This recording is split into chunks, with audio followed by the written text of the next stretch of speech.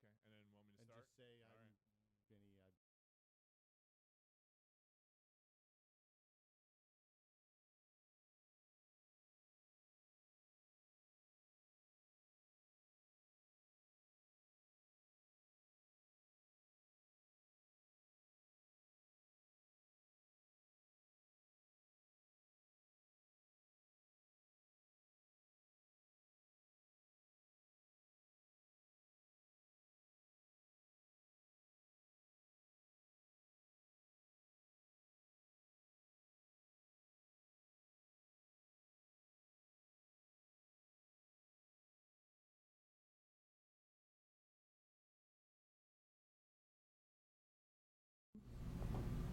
Hey everybody! I'm cheers. I'm Vinny, and I've been a dad for 18 months. You sounded pretty good with that. You got a mug. Yeah. You kind of looked at it. Do you have pastries? Yeah. Is it this one? I'm Dave Snyder. I've been a dad for 5 months. Pretty close. You've got a full year on me. Yeah. Yeah. Not too bad. I'm Gary Witter, and I've been a dad for what feels like a very, very long time. But You're in in fact, trouble already. but in fact is a delightfully long time. Yeah. Joyous. It's actually been just shy of 14 months. I'm Will, and I have been a dad now for 7 months and 9 days. Or 1.91 times 10 to the 7th seconds. Thank you, Wolfram Alpha. But who's counting? Or as we like to call your baby, future baby. Why future baby? Because your baby is like the future of our baby by like a few months. So when I saw you guys at the wedding, your kid was doing all this like rah, rah, rah, rah, just like random. And I was like, that's bizarre. That is strange. I thought you meant like a baby child- wearing Google Glass and stuff, because that was all. I thought you meant because Will Cyborg. used to work at Future. No. And they own your that baby. was in the past. Yeah. Quick sidebar. Yeah. I was at Costco yesterday, and it's a magazine rack, and I noticed that Future, that we all used to work for, has now published a big luxurious guide to coffee brewing. Why? How to make your why own are you coffee plugging and- somebody else's stuff in Why the at show? Costco? And it was fantastic. It was great. We used to We work did there. used to work there. It was in the past. Yeah. I don't know if it's any good, but it was quite sumptuous. Well, so Gary's And baby, coffee is relevant to this discussion. Coffee's important. Gary's bro, baby. watch out there. Gary's Don't baby is spill our the future wedding. baby. Yeah. Because she's 6 months older than our baby. Right. And then Vinny's baby is Vinny our is future in the- future is the baby. father. It's also a Immediate. gender switch as well. Though. Yeah. So And then with Jeff Green out here, Yeah. I become the oldest kid, Yeah. oldest dad. That's Hey, right. I'm You're the senior expert. state. Yeah. Ask me anything about I'm kids. sorry that Jeff's not here, because all our babies are basically still babies. Yeah. Right? But Jeff has a grown daughter, He always has a good perspective. and so I feel like he's like the Obi-Wan Well, Force a Ghost. perspective. He's like the Obi-Wan Force Ghost that comes down and sits on a log and like tells us his Yeah. sage wisdom of what it's going to be like, in the future. So, right, because Gina, we can get all worked up, and then he just goes, "Oh, guys." he's like, I don't even remember that. none of this Some of shit that, matters. too. it's a very different perspective. Gina said she was listening to the last one yesterday because she supports the stuff that I do on a timely manner. Oh, great. And she said that his role is to tell you that all the shit that you're really worried about now is that you're Sure. probably okay. Long view. Speaking of, Jeff couldn't be with us today, but we have a statement. Okay. I was disappointed He that he prepared a dropped out, statement, but he but had we good didn't have reasons. we didn't have enough mics. I realized, so it would have been like somebody would have had a weird mic if we had. All right. Well, maybe it's for the best then. To the tested community. This is a Jeff's bunch- statement? Should I do it with I'm going to do I Jeff's wouldn't voice. try to do Jeff's Wow, voice. really? No, I This wouldn't, won't be because it looks like offensive at all. it looks like a Go for large it. block of just text. a little bit. It's okay. To the tested community, bunch of dads fans and fellow dads, a bunch of you guys. Okay, now You do it in already Jeff's suck. voice. Would you like me to Now- read it? Yeah. I suck. Though I had heretofore agreed to appear on today's Dadcast at the 11th hour, I was forced to bail. It's not bad, actually. Contrary to that's what actually you might hear or started read off a little on rough. the internet gossip sites, this was not a diva move pulled in response to Will Smith's refusal to let me podcast in the nude. Despite my recent conversion to a nudist lifestyle, I'm still willing on occasion to don the minimal garb necessary to cover my so-called nether regions. Regions which, it should be noted, we all have had since birth and should not be afraid of proudly displaying like our cousins the baboons. This was not all that. This is some statement. Yeah, I didn't imagine it going this way. This is kind of taking an unpredictable twist. Yeah. Huh? This was more a personal matter. I forgot I had couples therapy at the same time, and were I to cancel that, I'd be adding another 2 years of couples therapy onto the original sentence. Besides that, I just said goodbye to my daughter, who left again to go across the country for a second year of college, so I'd be a sniveling wreck on the podcast anyway. But for all you dads either listening on or on the podcast, know this. It may seem like you have forever until your own kid is off to college, but every damn cliche is true. It comes way too fast. So enjoy it, all of you, right now. Be in the moment. Put your goddamn smartphone down and be there with your kid. Don't deprive yourself of the wonder of it all, you lucky bastards. And I feel like you dropped the voice. You gave up on the voice at the end there. But he's getting emotional. I expected it to be serious. bad. I wanted to bring it in for the I feel like I need to throw my cap in the air. I was actually surprised it was not a bad Jeff Green impersonation. No, it's very neat, guys. Have you been practicing that? I worked on it in the shower this morning. It's actually pretty good. I listened to a bunch of old Brodios and was like, oh, yeah, okay, I can do this. You listen to the Brodio in the shower? No. I listened to the podcast in the shower. I listened to Brodio on the way to work. Gross. Yeah. That's the only place. I like a little Gladstone in my shower. What's wrong with that? We need to get Gladstone on here. You like a little Gladstone in your shower? No. He likes a big Gladstone in the shower. So it's been a while. We were going to do one of these for Father's Day, and then everybody was gone, so we didn't. But we did the Mother's Day show. That's right. I want to address a couple of points in Jeff's statement. Yeah, you have the floor, Mr. Weddle. Well, first of all, couples therapy. Yeah. I am surprised. Who would have thought that living with Jeff would be anything other than utter delight? That there might possibly be a few bumps in the road from time to time. He didn't say what he's doing there. Right. I like to imagine that he's counseling other couples with his wife on how to have very happy. He could be like the group leader. Yeah. It's like, here's how you have you want my kind of marriage. Right. Here's how you would achieve that. Jeff is, as a Berkeleyite, he is the most enlightened amongst us. Mm-hmm. And there are two kind of schools of thought about couples therapy. One is that it's the thing you do right before you pull the ripcord and jump out of the plane. The other is that it's a good thing to do to keep the relationship tuned up and healthy. Keep it spicy. Yeah. Yeah, keep it fresh. East Coast, it's like couple sex therapy. Yeah, okay. I'm not gonna comment. Yeah, Vinny's solution is to punch through walls. Yeah.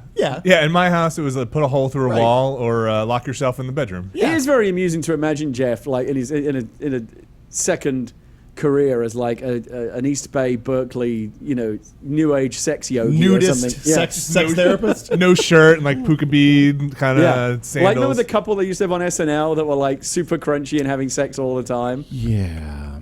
Maybe that's Jeff. I'm good stopping this conversation now. Well, okay, so my other question, this actually gets us into the dadcast. It's been a good show, guys. We'll see y'all next time. So he says to the other dads that are listening, so you've done a couple of these, right? This is number 3. What have you learned so far about your audience? Is it other dads who listen? Is it people that might be interested in being dads or prospective? Like, what's the audience? Some are scared.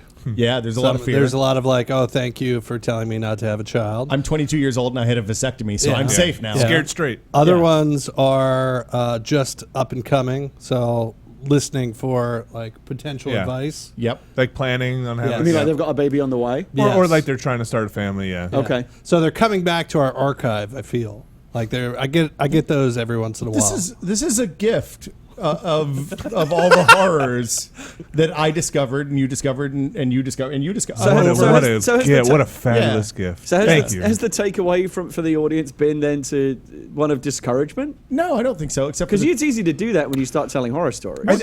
It sounds like there's some people that are like, bah! And some people are like, yeah, totally. I'm glad I'm not the only one to have gone through this. What I've discovered is that when I talk to prospective either dads to be or people that are thinking about starting a family, and they ask me like, what's your perspective like?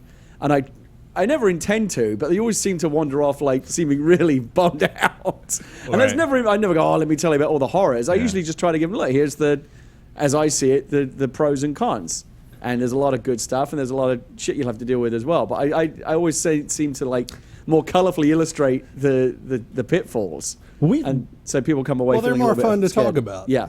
Well, and also you want to feel like a bit of a dad warrior, so you talk about all the shit that you've had to go through. It's like telling war stories. Sometimes I feel like a whiner. Sometimes when I'm talking to people and they're like, "What? Come on!" I'm like, "Yeah, no, it has made me realize I was I didn't think I was, and when I looked at other people now, I'm sorry if I ever judged anybody in this way, not this room, but just in general.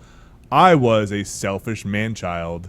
Who was the center of attention. Very much so. And now that I realize that, like, well, I only get 4 hours on a weekend to do That's my free shift. My Vinny time Yeah, is down to 4 hours. I only get to play Saints Row 4 for 4 hours on a weekend. So we'll see. You're going to finish that in like November of next year, then probably. Well, it's my wife and I started doing this is kind of our couples therapy as we were tearing each other apart limb by limb with the child of like, trying to figure out who's going to watch the kid, and then both of us feeling guilty about walking away and leaving the kid with somebody else, and then it was a hot mess, right? Because like.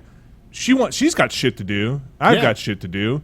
And like, who's got the baby? We decided to come up with a schedule for the weekend that was like Saturday shift, Sunday shift. That's good. And 12 to 4 is your shift. So I play Saints Row from 12 to 4 on the weekend, and then at night after everybody's asleep, I can sneak back out of bed and go play as much as I want. But I have to be up for my shift. So sleep training has been a wonderful thing in our house. Because like it sucked for a little bit, but we moved the baby slept in a co-sleeper until she was like 6 months old, 6.5 months old maybe, like attached to the bed because we have a small house, queen size bed. So I was afraid I would actually kill the baby if we put her in the bed between us. Yeah. Even with like the little baby shell thing. So I was like, I kind of flail around. Gina has weird bruises all the time, so I didn't want to like damage the newborn. But the co-sleeper was great because you could just kind of roll over, grab the kid, and hand her over, and she'd eat, and then she'd go back and she'd be like, I'm gonna sleep again. We moved her into the other room and thought it was going to be a nightmare, and it's actually been awesome because at the same time we started doing the sleeping stuff. So instead of like trying to hold her and rock her until she actually went to sleep and then put her down, which never fucking worked. So what happens now? Well, now she eats food. Heavy drugs. She eats food. Yeah. Then she gets a bath, like solid food. Then she gets a bath. No pooping in the tub? No tub poops. No peep? Oh, man. Tub I haven't peas? had a Peed tub once. Poop yet. Okay. I've had peas. Peas are no you big just deal. You just let it go. So Nobody saw it. I was like, when the baby peed on Gina in the tub, she's like, oh my God, we got to empty the water and do this all over again. Yeah. When the baby peed on me, I was like, it's just water. But is the baby old Yeah. enough to start drinking the water? No, she likes to suck on the things, but I mean, it's still just pee. It's fine. Okay, cool. Right? Again, glad I'm not the only one. Yeah, I mean, okay, so the defining characteristic of this show should be, I think, that when you go and read the Facebook parent boards and all that stuff, it's all lies, right? People are like, Well, my my advice 4-month-old would be- is sleeping 80 hours a day. My and advice would be don't even go to those boards because, like I've said this before, if you think that like the people on AVS forums, like the people that are into like high-end AV equipment, if you think they're fucking crazy, spend 5 minutes on a parenting board and you will witness a whole other world. But the great thing is you can keep looking until you find what you want to hear.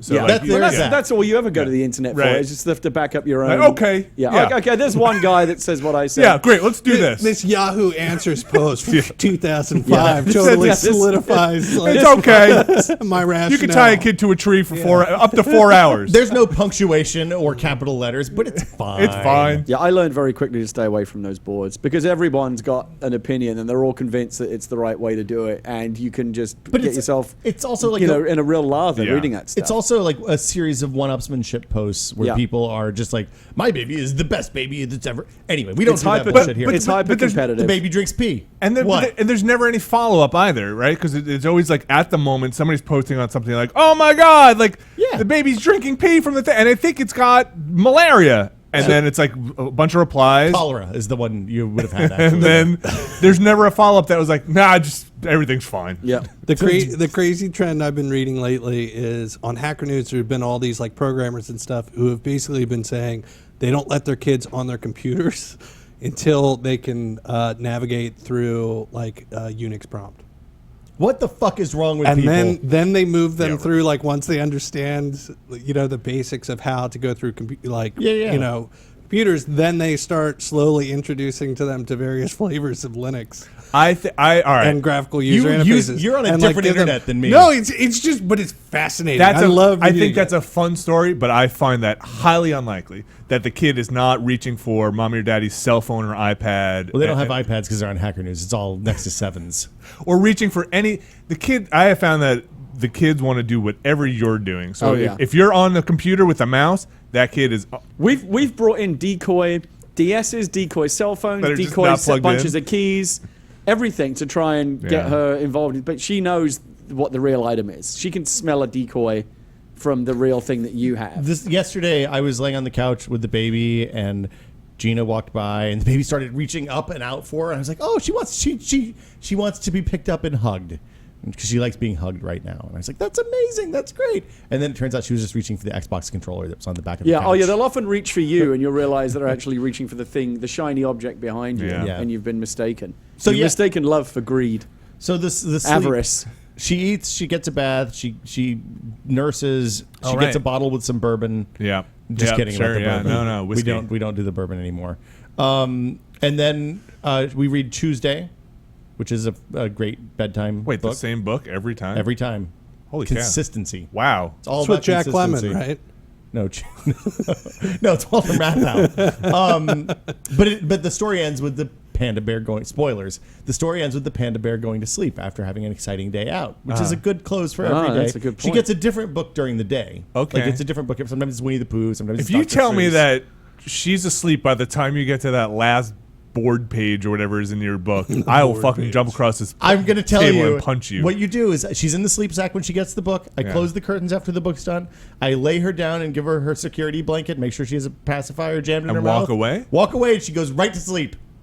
It's Ferber. What? We did the Ferber thing. It was horrible for the like screaming a week and a half. and Only screamed for maybe 3 days. Was there thrashing? She does a little bit of thrashing here and there, but that's like she's got to get her shit lined up right. I mean, she's wearing like 5 layers in there. But she's still in a sleep sack? Sleep sack. So she's still pinned down? No, she's not she's the arms-free sleep sack. Yeah, we've got those. Because you can't do the swaddle sleep sack after they can get free from it or Now something. it's just like a potato sack. Wait, that's why I sleep in. She's like 7 months? 7 months in a week. Okay. So no standing yet? No standing yet. Okay. But Gina says we're going to keep her in the sleep sack well beyond standing. Really? Like she doesn't get blankets until she's like 15 or ours something. is toddling around, and she's still in a sleep sack. Really? Yeah. Like no blankets or anything like that? Yeah. No. Jeez. I just want to put a net above the crib so she can't get out. Like a cargo net up there. So it's like, 4-way cage. Call it her baby crate. Well, it's going to be a while before she can climb out of there. She can climb up on stuff. She's starting to climb up on stuff. Take She's an like Amazon box and put some holes in the side. You'll be fine. Going. We should have just called this Dad of the Year. Going back to like cautionary tales to other dads, I was talking to a friend of mine recently who was thinking about. He kind of cornered me at this social event and was like, "So we're thinking about so what's your experience been like?" And again talking about like your Vinny time and so like, what happened to Vinny time? What about Vinny? It doesn't exist there. Right. So I said, and I kind of knew enough about this guy. I said, are you the kind of person who likes to kind of, play video games and like marathon TV shows? And he went, yeah. I said, well, that's done. That's over. Just make peace with that now. And I wasn't trying to scare him, but that's like it's a reality. If you ask me to think about like the ways in which my life has changed, I think I'm similar to you. I'm a big overgrown kid. I was an only child. And I was very used, even through marriage. That explains so much. So, even through years and years of cohabitation and the whole thing and trying to live a more, sharey type life. So ultimately, it's all about what's Gary getting out of this? Right. Well, or at least like when you're living with an adult, you can say, you do your thing. Right. I'm going to do my thing.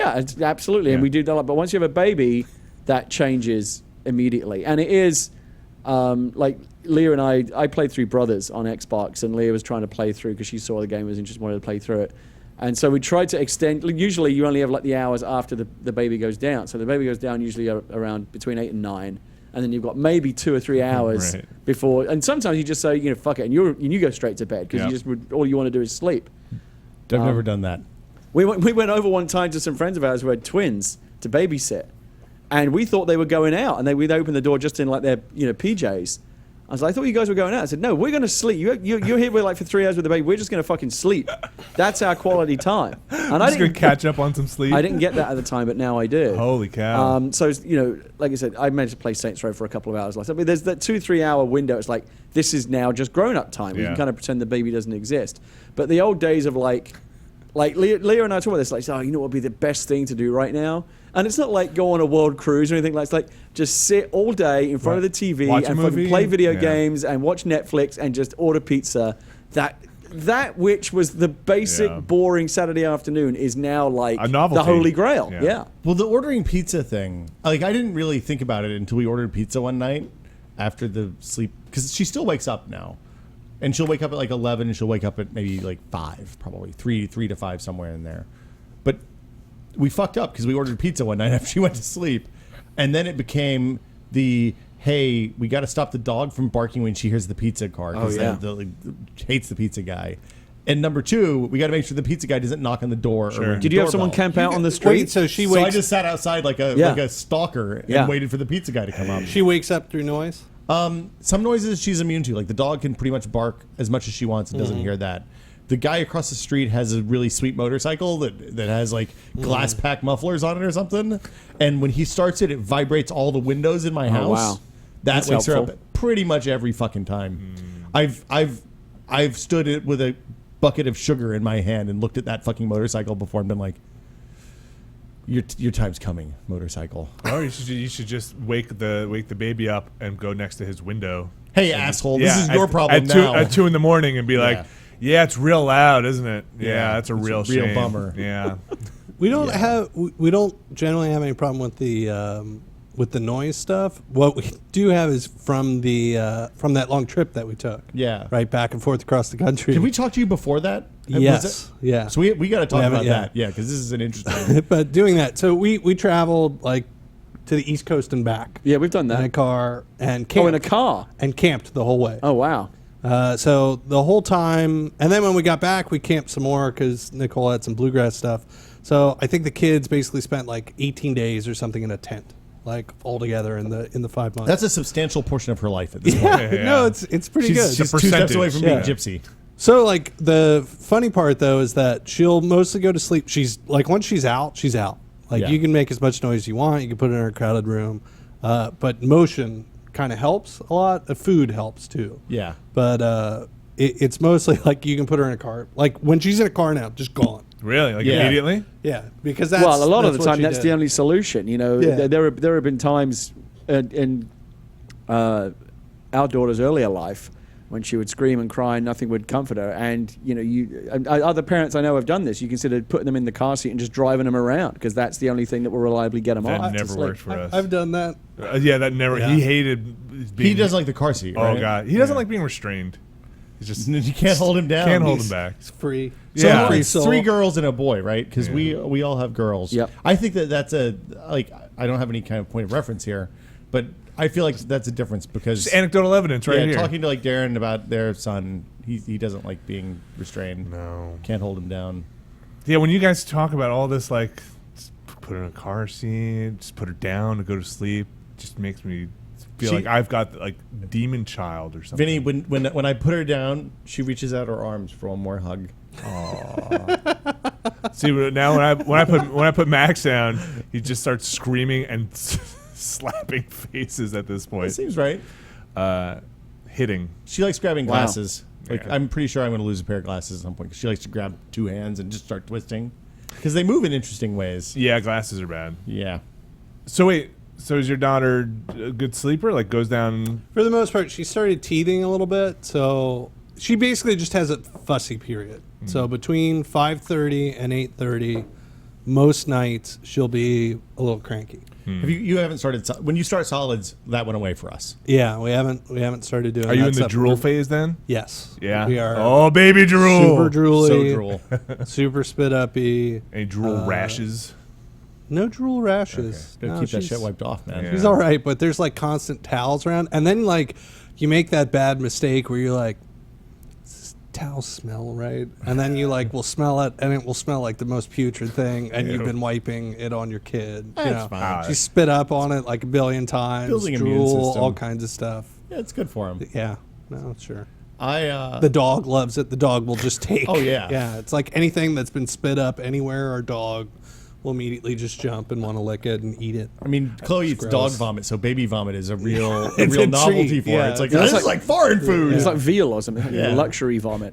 I don't know how you're reading the same book every night. How are you keeping your sanity? It's real short. It's like 5 pages, 8 pages, And then you're done? You don't read it like 7 nope, times? that's it, just once. I mean, man. how are you keeping your sanity is a question that can be applied like 50 to different every. ways. Yeah. Just reading the same book over and over. Holy certainly cow.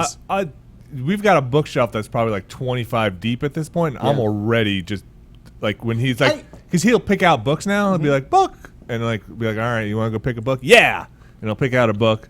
Be like, that's a dumb book. Put that one back. They'd be like, that one's for stupid fucking babies. Okay. And Those are the books we burn. And then so like my wife has started putting other books like away. Be like, this one, we're done with this.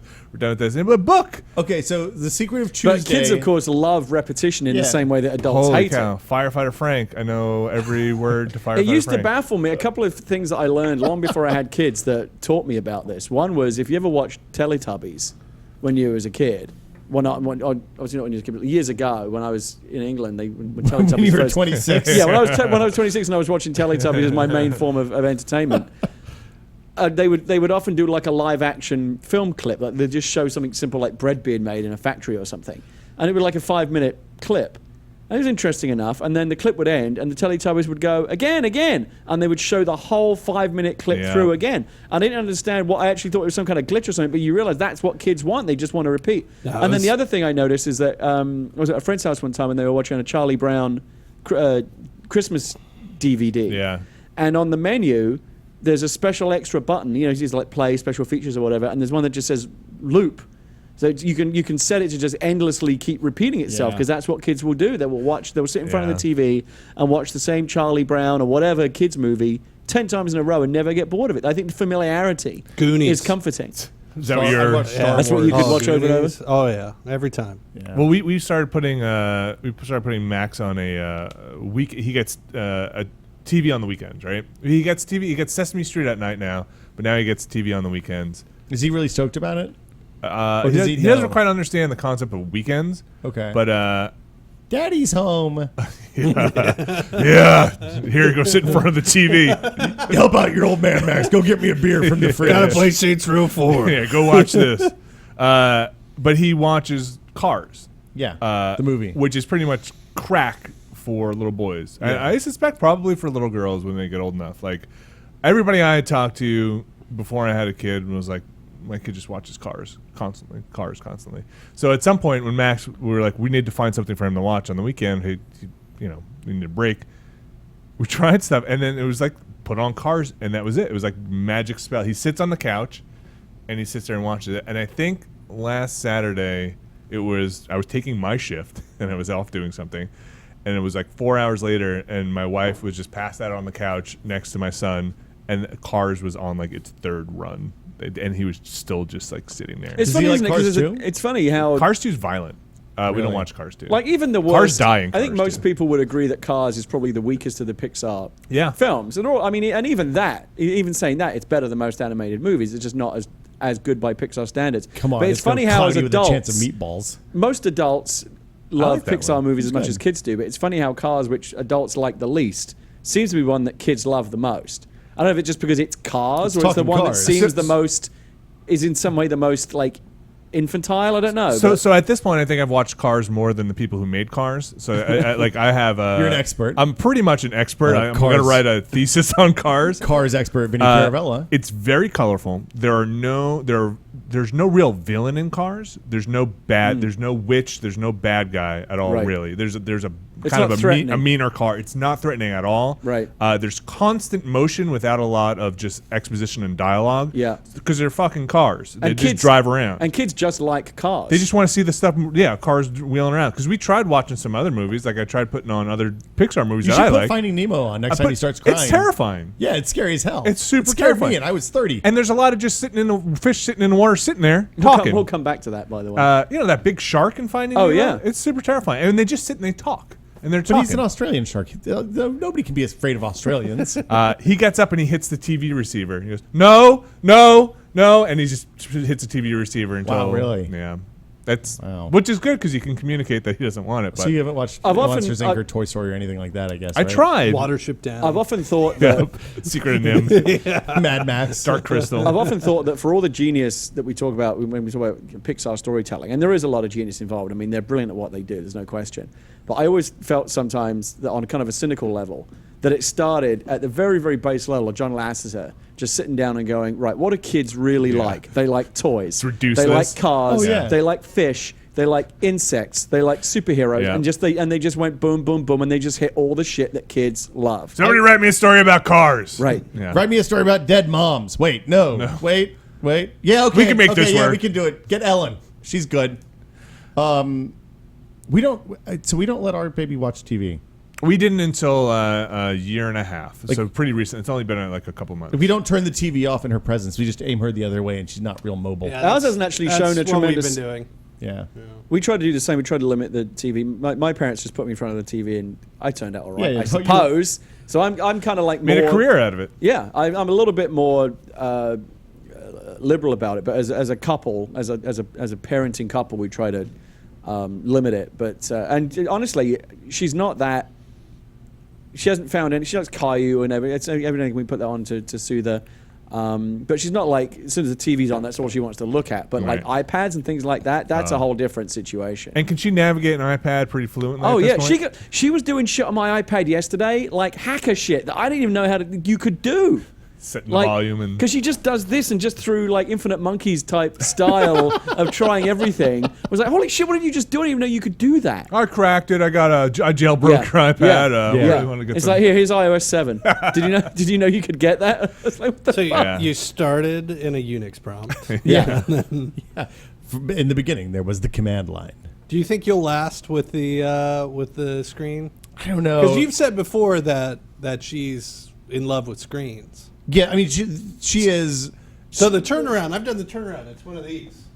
What the whole like the whole body twist? Yeah, when you turn them around, Yeah. you're like, oh yeah, she doesn't watch TV, but So the Magic Piano is still super interesting. Yeah. When we've done a fair amount of traveling since the last time we spoke, and when we travel, we don't haul a bunch of kids books with us. I usually just buy the iPad versions, and then we like do our nightly read and our day reads and stuff like that on iPad versions, which she's still super into, but not in the same way that she is with something that's kind of interactive. Like if I'm laying in bed in the morning looking for stuff to post on the site or something and watching videos, she just is like, oh my God, this is the best thing I've ever seen. I love this video. It's interesting to think that this is the language now that this generation's going to grow up with. Like, so on the iPad, she loves, her favorite thing to do is to like put a hand on it and just scrunch like that and make the screen zoom, Yeah. pinch in and out just like that with her hand. And like I had my laptop on my lap the other day, and she reached over and was stabbing the screen with her finger and couldn't understand why it wasn't responding. Every kid now of this generation is, and probably even like kids that are already like 5 or 6 years old. This is the world they're going to go into. Screens, you touch screens and they move. That's the language now, and it's incredibly. It was awesome. Like instinctive. It was like I played my Wii U because Pikmin. Wow, was out. really? Yeah, it was You like were- a year and a half. And like it's old, like as old as my son, I think. And Wow. from the last time I turned it on, Yeah. and I had my Wii U out, and I just booted the thing up, and of course he just grabs it. He comes running. I think he heard it because he was like, It makes good noises. He was going to bed, Yeah. and you hear that like she's got this great run now. It's just like really just no rhythm to it at all. Just, so so you just hear the stumbling coming out of the room. Dada, dada. Wow. Wow. Just sitting there pointing like almost like scanners, but with wow. Wow. And I'm like, oh yeah. Wow. More? And he just puts his hands up. More? And so I gave it to him, and he immediately was touching the Wii, like navigating the Wii U thing. And I was like, that's. Yeah, you're right. This touchscreen. And the thing that I found amazing is that she, when our daughter plays with the iPad, it's not just like she'll do the random just messing around with it, but understands how to swipe between pages of icons, figured out slide to unlock, so we had to put passcodes on our phones. Right. And oftentimes, you'll pick up your iPad that's been on the floor or whatever, and you'll see whatever she's left behind. nothing but porn, right? Nothing. Yeah, it's crazy. Yeah. He pushes the button, does the slide to unlock, and it's at the point now where, he just mimics whatever you're doing, right? So it's just, it's at that point that I've heard stories of other parents be like they're just soaking in just everything, verbal stuff, actions, and. So does he like Saints Row?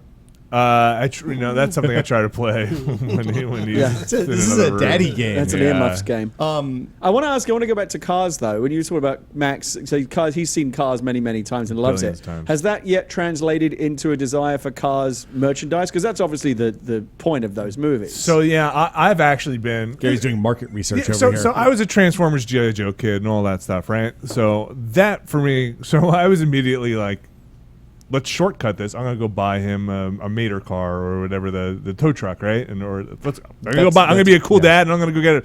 And my wife is like, I'll fucking kill you. Bring that into the house. We are not doing the merchandising. She doesn't even want he watches Sesame Street, and she doesn't want Elmo in the house. All wooden toys made from America. Well, but sorry, a carved from pine, hand whittled in the Swiss Alps. She just doesn't want the merchandising stuff. She doesn't want to be, like you said, right.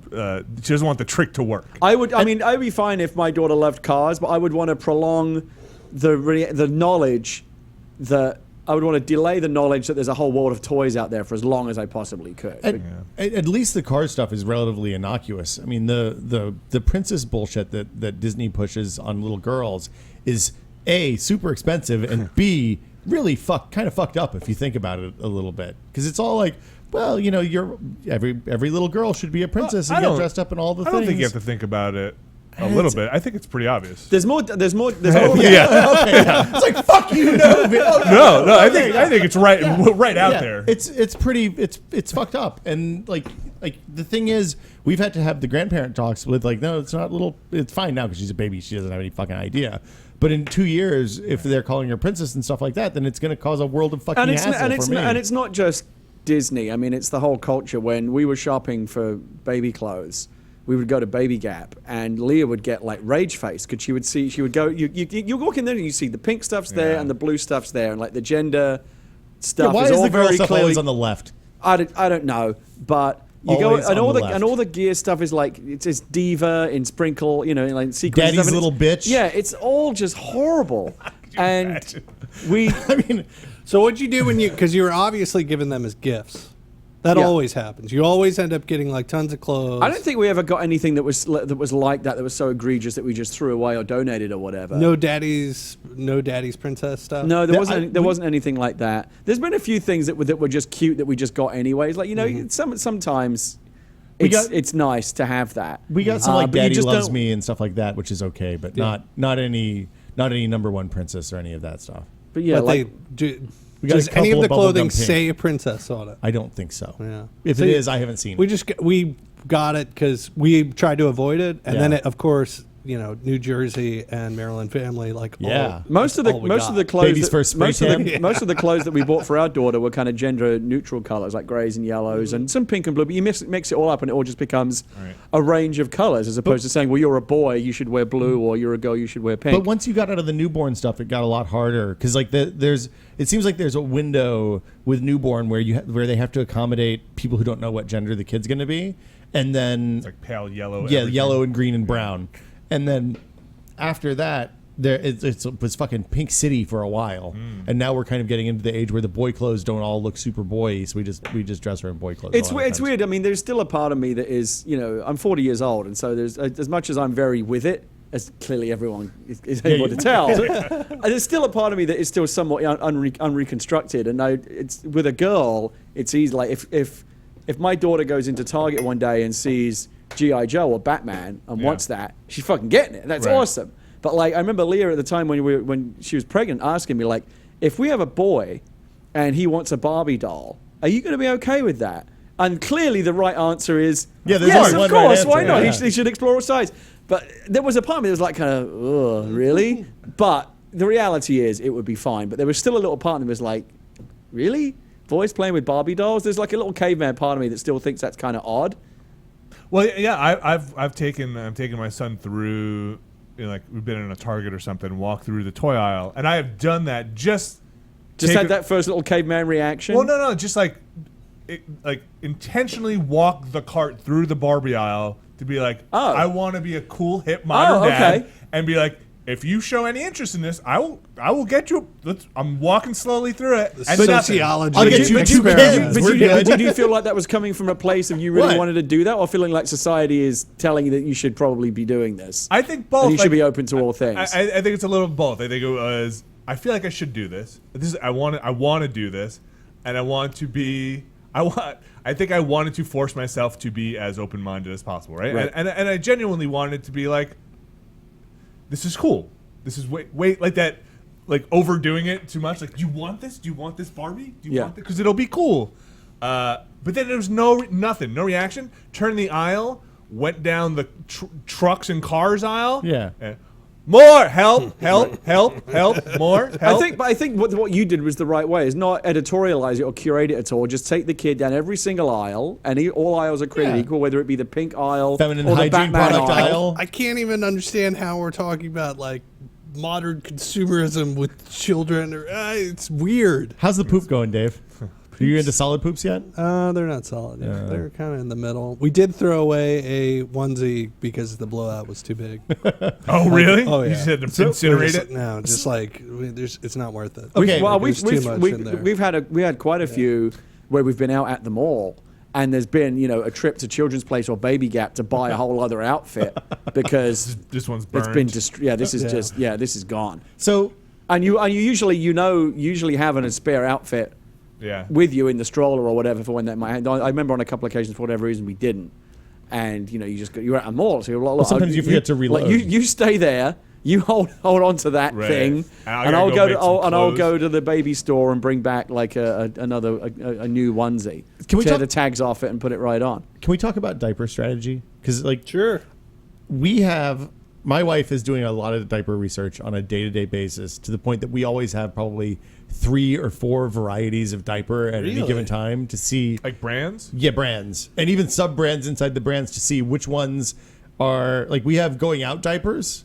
We have overnight diapers. Wow. We have diapers that we've bought that are okay that we'll use during times that she'll probably pee, but we try to avoid during we have the at poop least 5 hours. different types it's a of lot diapers. of time to spend on something that goes in the trash. Not because you need 5. It's a lot of thinking. Not because you need. Oh, by the way, so interesting. Just to tie this back to merch, I was at Pixar one time, and they took me through the whole thing, did the tour. And they were pointing at Cars. Said, "Oh, Cars is the thing that has the most merchandising of all Everybody the Pixar." loves to shit on a car. That's why they made a second one. That's why they made Planes, because they just know it's a gateway to selling all these toys. And I said, "I'm curious. Like, what's the most popular item, the most sold piece of Cars or Pixar merchandise?" And they said, "It's diapers." Yeah, because you think about it, you're just constantly having to rebuy them, and most.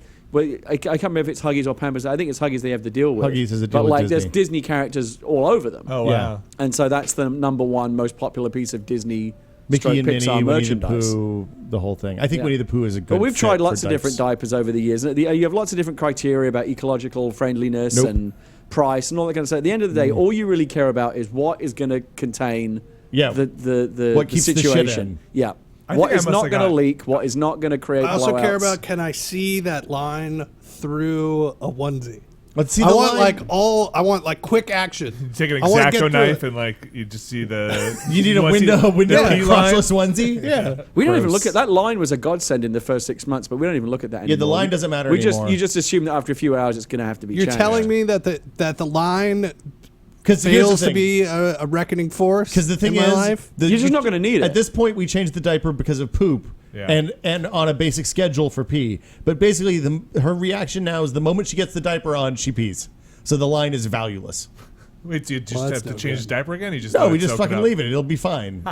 She gets the diaper changed before she eats. She eats 5 or 6 times a day. You can also tell, like, Boom. your baby can pee in the diaper, and the whole point is that it's fine for a while. Yeah. If the baby poops, you want to change it sooner rather than later. But like, I don't know about anyone else here, but like when our baby poops, you know about it. Oh, like yeah. you can see it in the facial expressions and the little grunting noises. It's like, okay, there's a poop. The sound, and you do the Yeah. well. We're still in the wait period where you wait. You're like, all right, you did that. Let's get 2 more. Doing See it what for a else bit. is Yeah, coming. because I'm not changed. I've done this before. You tricked me. I know what's like up. You get to watch more come out just Yeah. to get the fresh Yeah, diaper under. exactly. Yeah, I've done 2 or 3 Great. diaper changes in like less than an hour. We one time changed the diaper 4 times between closing the door to go to the car and actually leaving the driveway. The one I'll tell you this: That was a bad day. the ones that have really been a godsend to us recently. Yeah. Usually what we do is we buy the special overnight ones that are a size bigger for overnight because So they don't have to spill out in the last. crib They're going to or go But the whole. those are bullshit because they don't come small enough for our. We have a small baby and they don't come small enough. Like we can't get those in size 2. Duct tape. Yeah, you might just we have had to, those you because might, we you might just accidentally have to bought them. wait. We had Really? no idea what they were. We were like, oh my god, how do we? And I think we have like the Huggy, whatever the Huggies overnights are, and they're super absorbent, and they're really. We only use them overnight though. But the ones that we generally like, the day-to-day ones that we use now, are the ones that just pull on like a pair of underpants. Oh, wow. No, those are great. Huh. Because our baby is very wriggly and is increasingly doesn't want to have a diaper change, and it's a two-man job. You got to pin her down. To pin her down and the little straps and everything. She wriggles around and gets it off, and it's very difficult. But with the pull-on ones... That's cool. I didn't even know they made them that. Yeah. I should look into those. They're called little movers, I think, slip-ons. Oh, wow. Don't get the pull-on ones because those aren't absorbent enough. There's a difference between like pull-up. Don't get pull-ups. Pull-ups are get for kids who are slip-ons. like toilet training. There's a right? difference. And she doesn't pull them back down? No. Okay. Once they're on, it's just like a regular diaper. So Gina told me that kids who use cloth diapers get out of diapers faster because they're uncomfortable. So they learn not to pee. Right. Because it doesn't absorb Because nearly as it much. doesn't absorb, and so they get Yeah. cold and uncomfortable. And this That's is like an amazing marketing campaign right there. Yeah. Whoever wrote that. I'm like suddenly my interest level in cloth diapers went from virtually nothing to really? Well, did you try cloth diapers at all? No, we went through when we were talking. We never even had the diaper conversation because we both were like, well, I'm going to go look and see what reads about diapers. And I think we both went to YouTube and saw the same "here's how you use cloth diapers" video and got to the part where they were like wringing it out in the toilet to get the shit out. And I was like, nope, done. I'm good. You can put, liners, Fuck you can the put liners environment. in there. It doesn't help. with the Diapers poo. are the ice cream of like our I life. thought that diapers would be How compostable. so? Hold on, I hold was on. surprised to learn that they're not. You No. can buy the eco-friendly. Those ones. Yeah, you Those- can, but they're those no are good. bad. We tried them. They're Why? shit. Hold on, diapers. Because like you try and live this nice life, you do all your recycling, you do all this, all the great stuff that you can to try and be like ecologically healthy and all this kind of stuff. But then we're basically like, look, The landfill. you know what? I can diet all my life, but I need some goddamn ice cream every Give me the once in a fucking while. half-baked. Let it So happen. for us, the diapers are like, this is the most disgusting thing that we're gonna have to deal with. Well, it's not too disgusting, but it's just like an asshole. Yeah. So like any gimmick that I can use that will give me like a leg up on that. a barrier between poo and I will use it. We use the like eco-friendly brand diapers. And, like, Those are actually really good. We've been kind of we use Honest. Yeah, Yeah, we had some on the Jessica Alba company. Yep. Yeah, Yeah. I She have to makes some talk good to her. products. And she does make good products. So we use those, and luckily they fit well. 'Cause Yeah, I we think- had those for a while. They were good. So we use They had those. dinosaurs on them. They have also. Yeah, I do I like got the ones with dinosaurs. skulls on. We had them. hippos. Skulls and crossbones. We have a girl we couldn't put skulls and crossbones. What's wrong, man? Take her down the GI Joe aisle. What are you gonna do? You're gonna fuck her up. She's not gonna like Barbies if you put skull and crossbone diapers on her. So the weird thing though, so they say they are compostable, or whatever, but apparently if they don't if they go in a landfill, they don't compost. So you have to do them in the backyard in your compost bin? I don't know. So So like that's not gonna work well. because when they go in the trash, I don't think you're supposed to put them in the compost bin. No. Like I don't think farmers want a diaper in there. No. But when the trash gets dumped onto like the landfill pile, apparently they don't actually compost. which is kind of a Between bummer. the amount of diapers that we go through and also Keurig K-Cups, because these days we Fucking do the asshole. single serve coughing more because it's like, who has time to brew a pot of coffee? Yeah. We do sometimes, but so every now and again you just fucking want to slam a pod in that machine. just a waste machine now. We're Yeah, like that's a horrible. Bay Area eco black spot. So have any of you ever been to the landfill? Like actually gone to the landfill? Yeah. Yeah, I've been to. I've been to the Recology dump. The one in Pacifica. No, I've been to the one in the city, Okay. South San Francisco. So when you go to the landfill, it's like trash, but usually the only thing you can recognize there is like flapping diapers. I'm not talking about the place where you take the trash to the building and throw it on the pile, and then they get the front end loader and mash it all down and do that. Yeah. I'm talking about the actual landfill where it's just piles of dirt, Toxic. with all of the shit that we throw out. Yeah. It's like an occasional shoe, maybe a piece of metal, and then diapers. Mountains of diapers. Diapers everywhere. Now, Yeah. what's the long-term plan for those landfills? Are they just going to be there for? Do they at some In point 50 or 60 years, the it- stuff that we threw out will be valuable enough that people come through and mine the landfills. That's my theory. There was a great. That's Scott Fitzgerald's theory too. Yeah, It's worked completely out. completely off topic, but there was an article in the paper about 2 weeks ago where somebody. paper? New York Times. Ooh, la-ti-da. So it's got to be true. Yeah. Where they had figured out there's a couple of companies that figured out how to take old smelting and blast furnaces and they put trash in it and then get it up to such a temperature that they can actually make fuel and stuff out of it. So they're burning garbage in landfill. I did that in SimCity. There you go. Yeah, and it's trash incinerator. And those guys, their plan is they said that trash will be a commodity in the future. That they will be paying for your trash. That sounds like the 50s talking. Diapers. Wow. Yeah. So I don't know. That seems. I like to think that that'll happen because they'll make me feel better. I want to say about the New York Times, they have a very, very smart strategy on their digital edition. Have you noticed this? For a while they gave you a limited digital edition that you can get on your iPad or your computer or whatever, your iPhone app. But you didn't get the full content. You just got like the 20 best stories of the day. But that was enough, plenty of content to read from day to day. And I think they realized that people if your goal were is satisfied with that, that they didn't want to pay. You could pay a subscription and get much, much more, the crossword and everything, all the arts and entertainment sections. But I was happy just with the 3 pages of articles that they would give me. What did they do now? Now you're limited to read 3 articles. You click on an article, so you have read 1 of 3 articles today, and then so you really got to think about what you want to read. So now I'm actually thinking I would often read more than 3 New York Times articles a day because I love the New York Times, it's a quality newspaper. You know the secret. So I'm thinking about getting the subscription, even though it's really pricey. You know the secret of the online edition, right? Incognito mode. Because it's all cookie based. Mm-hmm. So if you fire up incognito mode, you can read as many articles as you want. You just have to close the session and open it up again. So incognito mode is for buying gifts for your wife and you don't want her to show up in your browser history, the New York Times, and porn. Yeah, because the newspapers take them not down necessarily in that order. You really want to give the newspapers a good stab, because they're definitely riding too high. Yeah, got to find ways to cut fuck them over down. that free content. I pay $20 a year for the New York Times crossword puzzle. I'm supporting Will Shorts. That's all I care about. Take them down a peg, Will. Those newspapers have too long of a run. We're from the fucking internet, man. It's all over. You're just trying to prop up the last century, man. We're just newspapers waiting to happen. Is what we are. When the Internet 3 comes along. Let me ask you this. Yeah, ask. How are your guys' diaper panel strategies, and do they stink? My strategy, we have a Diaper Genie because somebody gave it to us.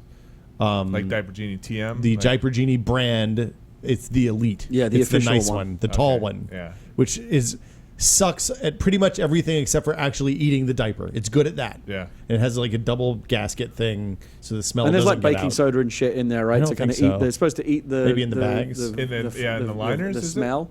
Does it stink? I think there are some that have like little trays, little filters, like charcoal or something that's supposed to stop the. We just have a little. It's specifically for diapers, but it's just like a little pedal bin. Yeah. And you hit the pedal and there's a regular garbage bag and you toss it in there, and it's often. We're often still throwing diapers in there, and the lid is won't even close. Yep. And at that point, someone's got to take the bullet. And it's real gross. Have you put a stack on top? No, that's a bad idea. No, we haven't got that bad. Oh. Nobody wants to. They take never that. last for more Nobody than wants to take that 3 bag hours, out there to the garbage, but it's got to be the scariest thing. Diapers weigh almost nothing, right? So even when you pick up like a full packet of diapers out of the box, you realize it weighs almost nothing because the material is so lightweight. You pick up a full diaper bag, that thing weighs a fucking ton. It weighs 3 times as much as the baby, and that's just all shit that's come out of her ass. It's horrible. It's so much waste.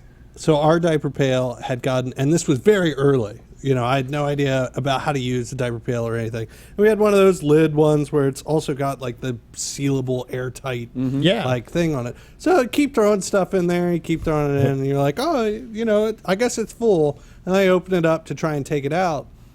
And it was so full that it had created like an airlock, a vacuum lock underneath. You couldn't get the bag out. out? Diaper, so I couldn't get the bag out. So I'm like remove. pulling this thing to try and get it out. And the actual top of this brand new like $50 diaper tray that I bought that has this airlock system and all this kind of stuff just busted. Oh wow! And so now we just have like this top that we just take off that had like this nice seal, and we just place it on top.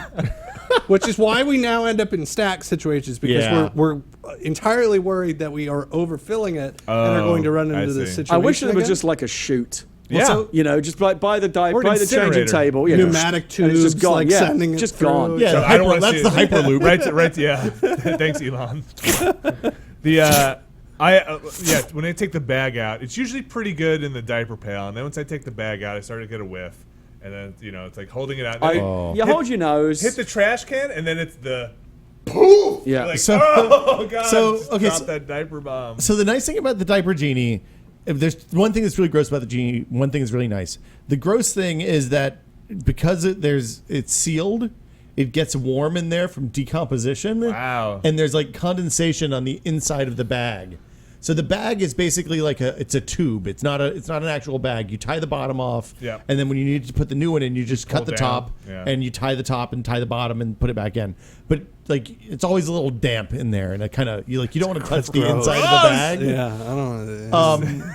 The thing that is really good about it is that you seal the bags before they go out, so it doesn't stink as you carry it through the house. It's horrible in a lot of other ways. But that part is good. And there's always the fear that maybe whoever did the knot on the bottom maybe didn't do a good job. Mine's very similar to that, but it still stinks when I drop it in that trash can. Yeah. Well, since we started solids, our pediatrician, who is a lovely but harsh, terrifying woman, told us to give her a baby doll. So like lentils, basically lentils with spices and stuff. Okay. So that was her first food, and it's something they recommend because the lentils are high in iron and high in protein, and that's what babies that are 5 or 6 months need. Not rice cereal or whatever the bullshit is you've been feeding since the 50s. The Gerber tells you to. Snickers bars. Yeah, Snickers bars are great, high in protein, so it'll satisfy you. Says it right there. But as a result of that, the beans are also high in fiber, and the poops got real solid, like immediately. Like we can give what would have been a nuclear dose of prunes or pears, and that just makes like a normal human poop at this point. It is awesome. Solid poops, real good. But my wife, I came home and it was my shift, and there was a war crime in the diaper. Like when I went to go change it, it was like it was horrible. Yeah, I think I screamed a bit. Like when you open the diaper and you just, and Max doesn't like sitting on the changing table anyway, so he's like kind of squirming around. And I prep before I take the diaper off. I get all the wipes. You don't have the wipes on deck. Everything's on deck. Other diapers unfolded, ready to go. And I did the latch, and I knew immediately because I saw runoff coming out. And I just... was she just waiting for you? She was like sleeping or something. I literally put it back and taped it back up to think about how I was going to do this. Because if you're not careful, it's going to wind up everywhere. And he kicks, and now he wants to grab. And then it's all over their feet and their hands. Yeah. And the clothes, and you have to get the clothes off, and it's on their head. Yeah. Always pull down. Always pull down on the blowout. So it's everywhere. You can't sometimes. And it was like... And so I usually do I try to like cut the clothes off him like an accident victim. That's a good idea. Yeah, forceps. Keep it right there. You know what? This is just a write-off. This is done. She's almost too big for this one anyway. And so usually I just do the try to get both his feet in my hand, do the pull up, right, and just kind of keep him suspended while I go about my business. Yeah. Does he pee ever when you're doing that? No, he's pretty good now. Okay. But holy cow! And so after I had gotten through the whole thing. It was a mess. The changing table cover had to be cleaned. Everything was a waste. It was the entire. You know what? Seal the room off. Put tape on it. We're not going in there anymore. And so I went back to Jesse and I was like, "What the fuck did he eat?" And he was like, "Oh, he ate the rice and beans that we had yesterday." I said, "You motherfucker! You knew. You gave him fucking rice and beans before my shift. You're an asshole." She's like, "Was it big?" With us, it was prunes. We gave her prunes one time and never again.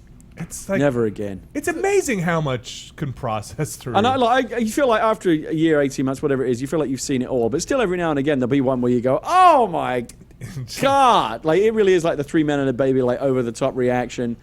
So what I will occasionally do, this is when you know it's bad, is I wish Norm was here because he'd be like having convulsions right now. I'll make him listen to it in the car sometimes you want next to take a peek. You just hook your finger, at the back of the diaper and just peek down there and take a look.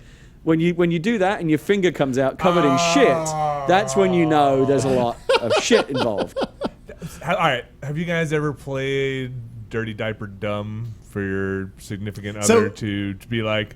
It's your turn. You're watching the kid, and you know there's a dirty diaper in there. You just feign ignorance. I've got to go to the bathroom. Really? Can you take her for a second? Or just wait until your wife or somebody comes by. Just waiting for the shift change, and just basically like, oh, he's really? It's just a fart. He's got a dirty diaper. Oh wow, huh?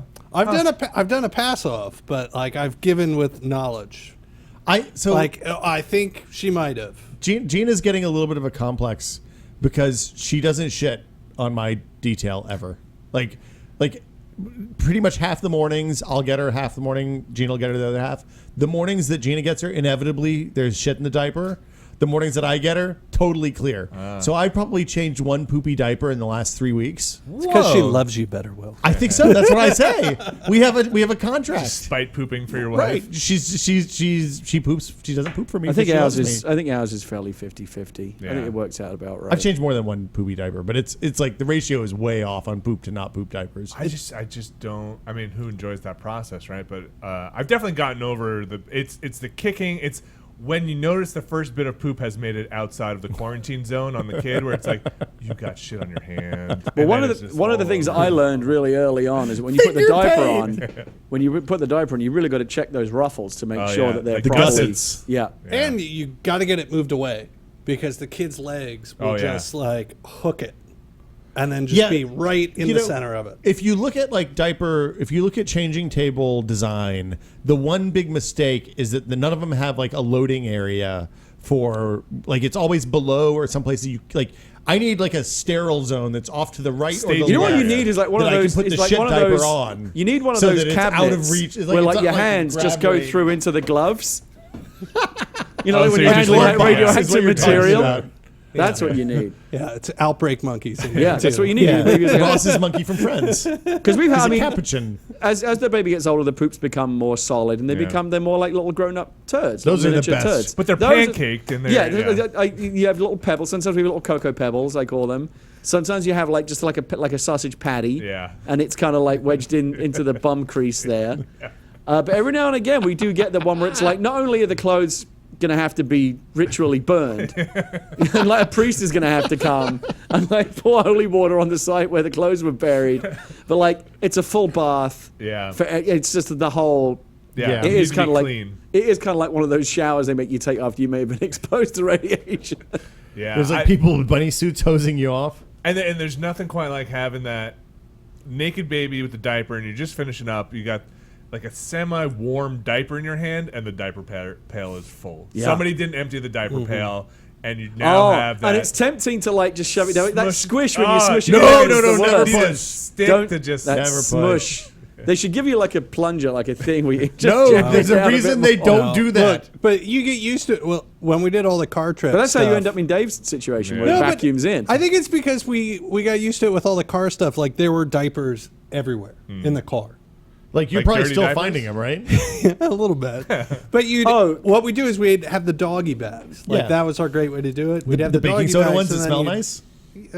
No, tell me about Oh, these. Arm & Hammer makes baking soda poop bags I had that no smell idea. nice. But we just throw them all in there, and then you'd shove them onto the other side. You of the car. expect that's the one of the thing. Where Another do you- thing that I didn't really consider is like you expect your house to become a bit of a disaster area when you have a baby, as it often is, and we try to keep on top of it as much as we can. But often there are times when just it gets away from you. I didn't also appreciate that your car would end up looking like one of those cars that somebody lives in. Some guy just sleeps that in that person were a car, Cheerio takes fiend. all his meals in the car, and there's like boxes and wrappers and stuff everywhere. Yeah. There's so much baby stuff that you have to take with you, and oftentimes you can't throw everything away. Stuff just ends up every like few days or every week or so. We're like, we got to just clean the car out and like reset everything because it just builds up and builds up. I want to talk about the car trip because we've been thinking about Sure. making our holiday travel to the east. Like, if we go east at the holidays, it's either going to be by car or not at all. And how many hours is yours? To Tennessee, so it's like 24 hours of drive, Yeah. 30 hours of driving. So you're ruling out flight? 40 hours of I driving. don't know if at the end of the day that's more or less aggravation than flying. I mean, don't- they both are different experiences. Flying's easier. I think that's I probably don't- A true. million times easier. I just hate flying at the holidays. Listen to the guy that just did it. though. I've done it for enough years and I've hated the asshole that comes on the plane that only flies once a year with the kid and is a wreck. And I don't want to be that guy. I'm that guy. And I also we will have gone east twice. So if it's not going to be an enjoyable experience for me, I'm just not going to fucking do it. I'm going to stay here and like be all by our fucking selves, and we'll have a Christmas tree. That's a better Yeah, option. we're not. and We're we'll not. We're FaceTime not the family. We're not going anywhere this Christmas. Yeah. But flying's a lot easier. Skype. Well, we've flown back. Yeah. We've flown to the East Coast. That was easy. It was no problem. Yeah. Bottle up, bottle down. I think Mike Tatum told me that, and that was the best advice I've ever gotten. Our Because- baby's actually been a really good traveler, the a good flyer. bottle but on the way up. There's always a certain amount of. I like to travel light, and again with a baby, that's just not going to. The baby has more luggage than I do. Yeah. Yeah. And also, she has a habit of always getting sick right after a plane. Right. So anytime we want to take the baby on a flight, we always have to factor in what the price of that journey will be. Will probably be like a few days of a cold or an infection after the flight. Do you change them in the seat? Oh fuck no. Well, pee, yeah, Okay. but So- never. And so we, yes, you do. and we only never a poop diaper in the seat though. That's Yeah, monstrous. we've never done that. And Hey, don't give that diaper to the stewardess as she walks by. They don't appreciate that. you Learn just that put one. it in with your Yeah, when she comes Coke by with the mug. bag, Learn doggy that, learn bags. that one from experience. just like all the little empty. This is the recycling, All the little you empty asshole. cans and bottles go in there, and then suddenly whoomp into that bag. it hits the ground. They didn't appreciate that. We use Seat Guru to make sure that the planes we're on have changing tables in the bathroom. Right, that's and handy. it's nothing guaranteed because they can always change equipment. But usually they'll tell you, oh yeah, this is a 737-600 and it's new enough that they have a changing table in the bathroom, which is a huge lifestyle improvement. We also try to squeeze her before we get on the plane, so like if she's gonna poop, it's gonna happen before, not during. Squeeze the baby. Like you get some tickles going, bicycle kicks with the legs. Get the stuff. How was the car ride, Dave? I want to know about the car ride. Explain the process. Okay, so we decided that we had some time off. We were going to go do a East Coast trip. Okay. And so my family lives in Maryland. Her family lives in New Jersey. So it's literally across the country. She doesn't look orange, though. No. Do you just take the 80 the whole way across? No. So we decided that, if we were going to go do this drive, we have a little teardrop trailer. So we were like, let's make a real American road trip out of it. Oh, yeah. So instead of doing the straight 40-hour drive, we had 50-hour drives there and back. So we went through Utah, Missouri, and we did camping all but 3 nights of there and back. So it took you. So it was 50 hours of driving, but what, 2 weeks, week and a half? It was 2 weeks. So we did, I think, 7 days one way and 8 days the way back. That doesn't sound too bad. So it was roughly. And you had the dog with you as well, right? Yeah, the dog's harder. Dog was harder than the kid. The hardest part that you have when you do that kind of traveling with a small baby, where if your wife is breastfeeding, that means that you are pumping and dumping, making a stop. Yeah. Going into the back. That part is. You mean she can't just dangle over the car seat? That's frowned upon. That part was fairly, it's a pain, but you got used to it. The harder one was if you're camping, you don't have access to clean water as often. So actually cleaning the individual, cleaning all the gear, like the pump gear and the bottles and all that kind of stuff, that was a lot harder. So you want to kind of overbuy what you normally have for that kind of stuff so that you have backups. And then it was basically, you'd get to a campsite at 8, if you're lucky. You try to get there before, the biggest thing, get there before sundown. Try and get a tent that one person can put up rather than 2 people. So we had, one that was there. Get, if you're taking, it's just 2 of you and a kid, get a 4-person tent. Yeah. Make sure that most 4-person tents, they don't assume you can get them up by yourself. Or they're difficult, so we got one of those crazy air tents where you just the pump one? Yeah. How does that work? It was good. Like a foot pump?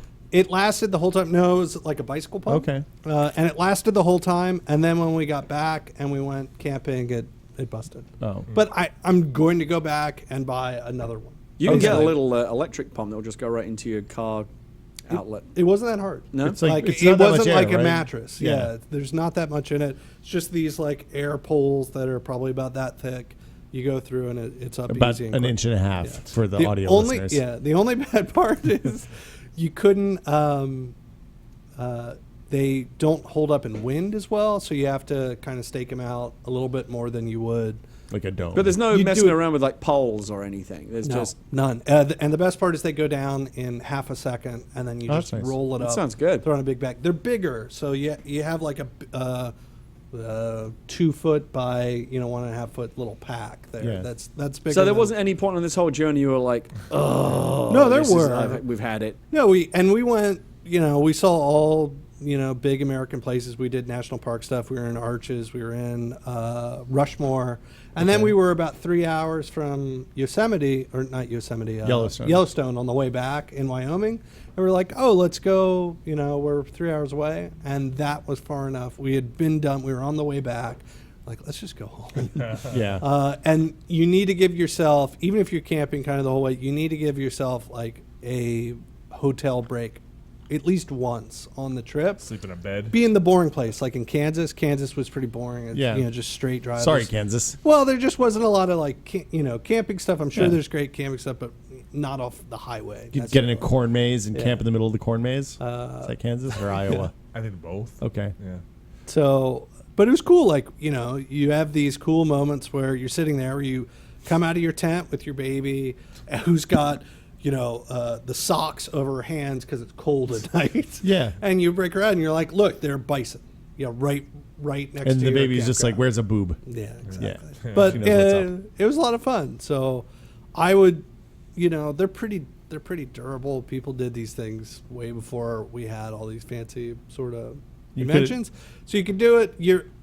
I would say, we were lucky. Nicole was totally up for it. So I think it's really hard on your wife. Everybody has to be on especially if board. she's breastfeeding. Yeah. So was she just like pumping in the front seat of the car as you were driving along? Pumped in the front seat, and then I got really good at finding exits where they just go out and then back on, rather than doing like the turnaround type one. So Yeah. you'd look for those so that you could do your quick changes, and you're basically going to stop every 2 hours. So the time that you're going to make normally, like, you're really only going to be able to do 1 10-hour day over that whole And trip. how did she do in the? Because like we drove from San Diego back here, and that was okay. But by like the time we reached 9 hours, she was just fucking done with the car seat. She was just like, I don't want to be in here anymore. This is awful. Yeah. Take me out. Yeah, I want to sit with normal people. We did San Francisco to LA one time, and that was pretty much the you can't the do edge it of how every much day. you could take. You Yeah, have okay. to do some 5-hour days. You have to do we did trips where we do those 10-hour days. So on the way back, we were much smarter. We went all the way from Maryland to Chicago in a day. Stopped in a hotel because we're like, we don't. Yeah, there's fuck no setting up camping tents. there. Yeah. And then we went from there to South Dakota. And can you like And the break next it day, up? and then we had shorter drives the rest of the trip in camping. But that first day we did a 10-hour drive and then had a hotel, and then the next day we were there and camping. It was great. Did you find that if you like stopped for like a long lunch or something and took her out of the car seat, you could kind of that bought more time or not really? Like, is there a lifetime exposure limit to car seat? It didn't really matter. It just the only thing that you're going to have is if you had a schedule with your kid, it's going to disappear when you go and do that. But you know what? It kind of disappears when you get on a plane anyway. I feel, especially when you're going to East Coast just from gets here. pushed 3 hours back. Yeah. So that side of it was you just got used to it, and it was real funny when we got back. We had a day in the house, and then we went camping for a week doing bluegrass. So You're a was glutton. easy. You're a was fun. glutton. I don't know. It was fun. When we went to the East Coast, we went in June to Tennessee to see grandparents and great grandparents that don't travel much, and like it really quickly we realized that the thing to do is just keep her on Pacific time. So we stayed up really late every night, went to bed got up at late every morning, and then of course she like changed over maybe a day and a half before we came back, and then had to and then we readjust had on to the way readjust here, which sucked. It was really bad, but it sounds like your drive was fun. Yeah, I'm kinda no, jealous. I I wanna do that. Took the baby and put it in front of Rushmore Perspective shots. Yeah, just lots Yeah. of weird little shots of each one of the states. Just thinking about traveling makes me anxious. Yeah. I'm so relieved to be able to look forward to this holiday season and know that we're not really going. I mean, we'll move around locally, but we're not going Well, the on a holiday visit anywhere. The holiday amplifies the shittiness of travel. Like getting on a plane anywhere from say like December 15th until January 4th is just it's like everybody's capacity for assholeness. Well, I mean, is it starts really in amplified. late November with Thanksgiving. I don't ever think. fly on Thanksgiving. Never fly on Thanksgiving. I think that's got to be traditionally the worst. Yeah, Worse than Christmas, right? The worst travel There's weekend. a reason it's planes, trains, and automobiles Yeah. is Thanksgiving, right? Yeah, that's it. It's a fucking nightmare. Don't get on a plane at Thanksgiving. If you do that, you're an asshole. Just stay at home. Stay home. Watch the fucking Macy's Thanksgiving Day Just Parade. stay home. We have video conferencing. You can FaceTime or Skype or Google, whatever the fuck you need to do. Just Telepresence, man. don't get on That's a the plane. key. Have you used at the baby Thanksgiving. excuse yet? Like, oh, why, we've got the baby. Why don't you come? It's a pretty good here? excuse. I mean, Yeah. I don't think it's an excuse. That's a reality. It's a reality, but it's no one ever complains. Yeah, you can't challenge that. Well, my parents have the great grandmother or the grandmother excuse because she's like 96 and can't travel. So yeah, if we're Trump here too? for the holidays, they might come out in January.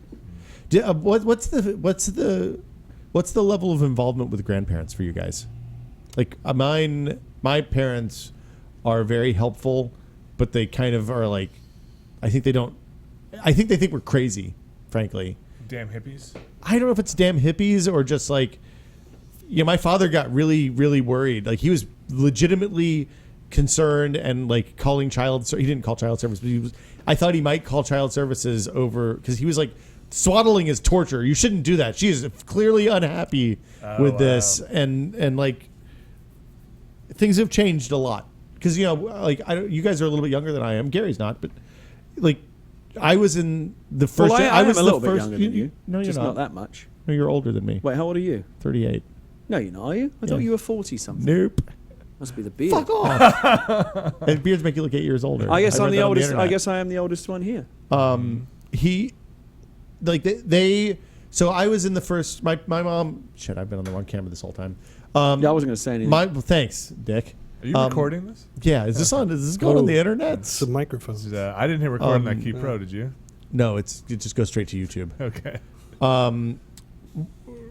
My parents were it is going straight to YouTube. My parents were on the first batch of Lamaze, like the first Lamaze class Like in their region, and they did it so Dad could be in the room, because if it was the traditional birth, then the dads weren't allowed to be in the room, and they just wheeled the moms in, knocked him out, forceps the kid out, and there you were done. 2 hours later, smoking cigars, exactly.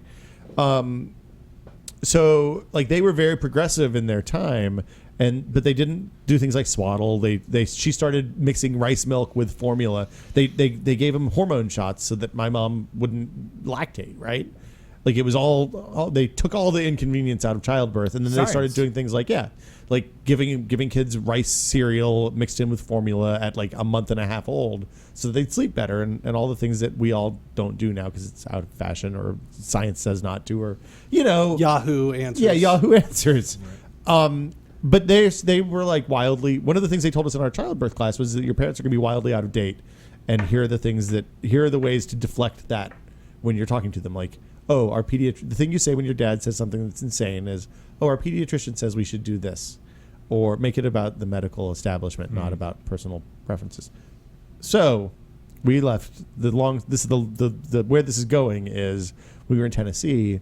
We went to my 20th high school reunion, and it was also the first time we'd left the baby for any appreciable period of time. With both of us gone. Usually one of us will go do something and then the other, or we'll go watch a movie or something and trade off.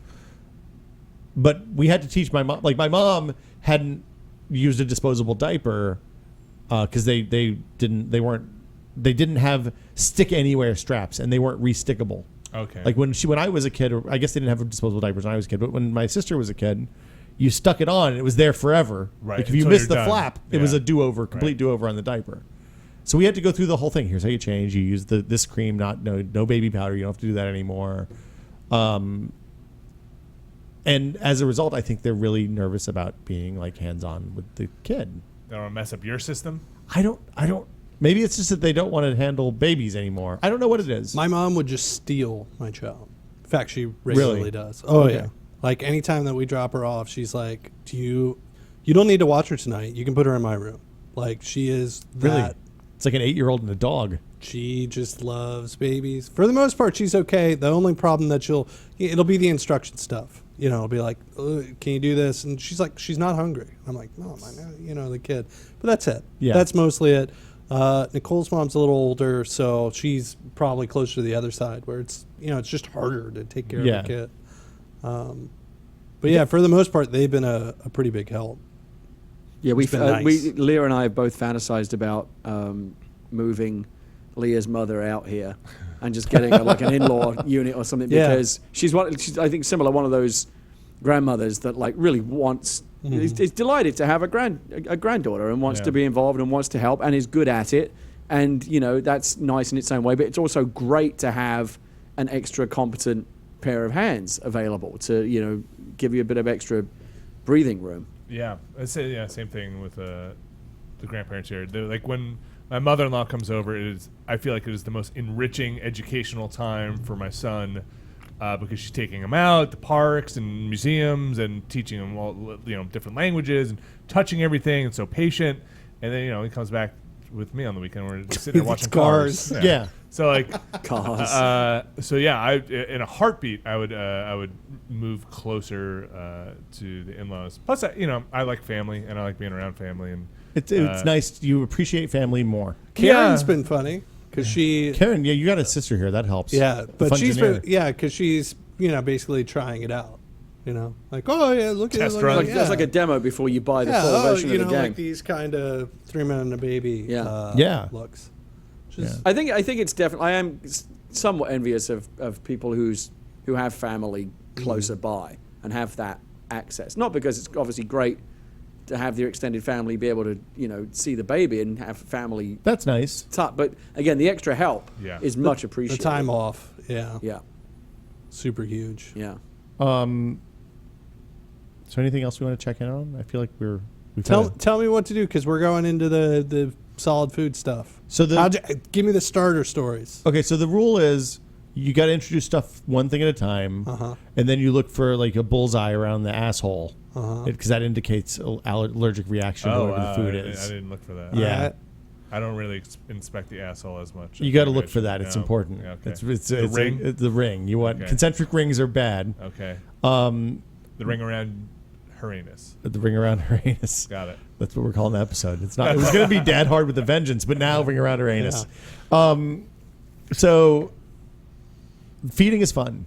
Feeding. Like I rush home so that I can try and get there in time to feed before the last. Because it's always entertaining to watch the baby eat new food or old stuff. She's super into it, and she'll then open up the mouth and be like, jam some more in there. And she drinks water from a real cup now, so like it spills all over the place. And like no sippy cup. Like sometimes we do a sippy cup if we want her to kind of self water. Yeah. But I think Leah told us about, or maybe Gina had already found it, but it's a normal cup with like a big plastic rim, and then there's kind of like U's cut into the edges around the outside of the cup. So it can't all pour. So you can't dump the whole thing at once.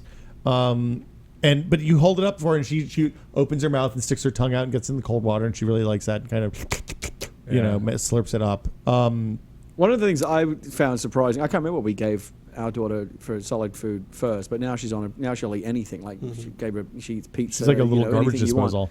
But her main diet consists of cheese, strawberries, vegetables, yogurt.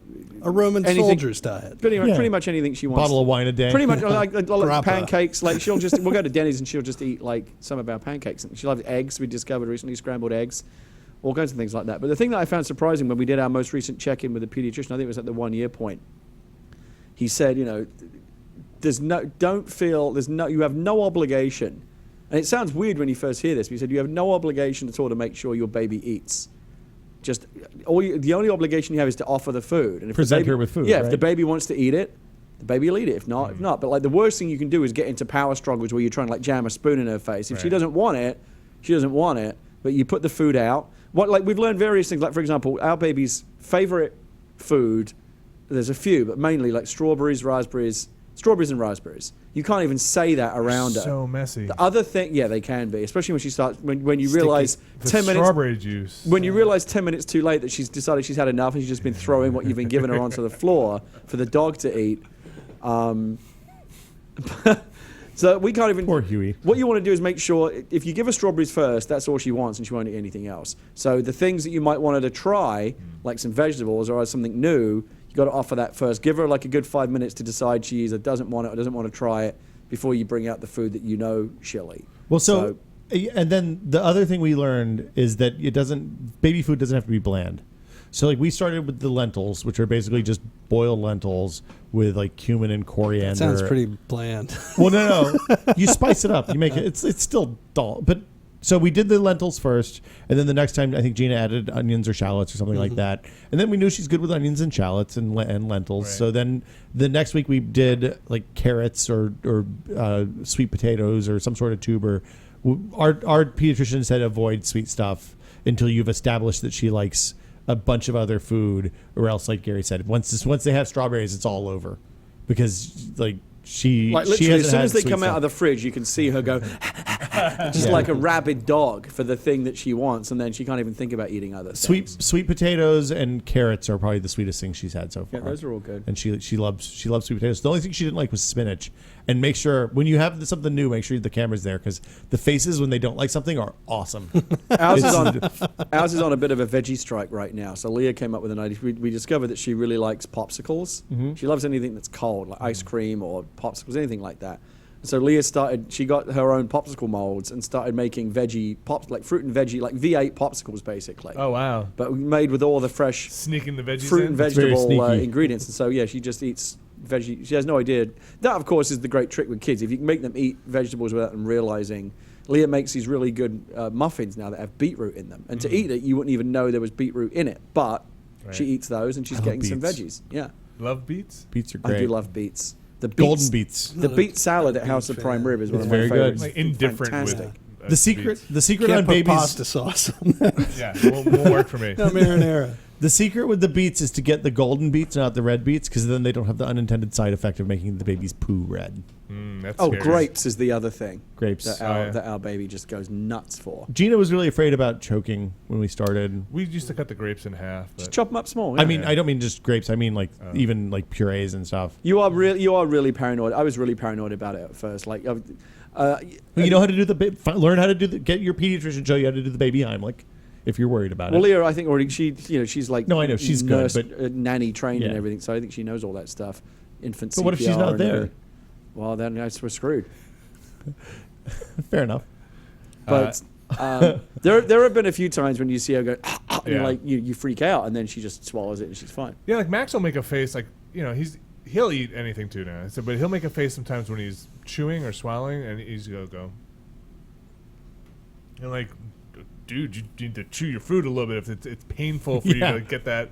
Or maybe I should not be giving you an entire hot dog. I don't know. Maybe it could be like my fault. Or, He's not supposed to eat it all in one piece. You got to chew it up a little bit first, buddy. But yeah, I think sometimes I think kids might be smarter than I give them credit for. Your Like, kid yeah. was just walking around with like full sausages. Yeah, like at my place. he's got a bunch Really? to do now. Yeah. Like he grew a sausage in each hand? Yeah, I think you were That's there. good. Yeah, too, I was there. I didn't see the sausages, he but just eats. Our one's newest thing is wanting what the dog eats. So we have to when the dog's not around, she eats dog food.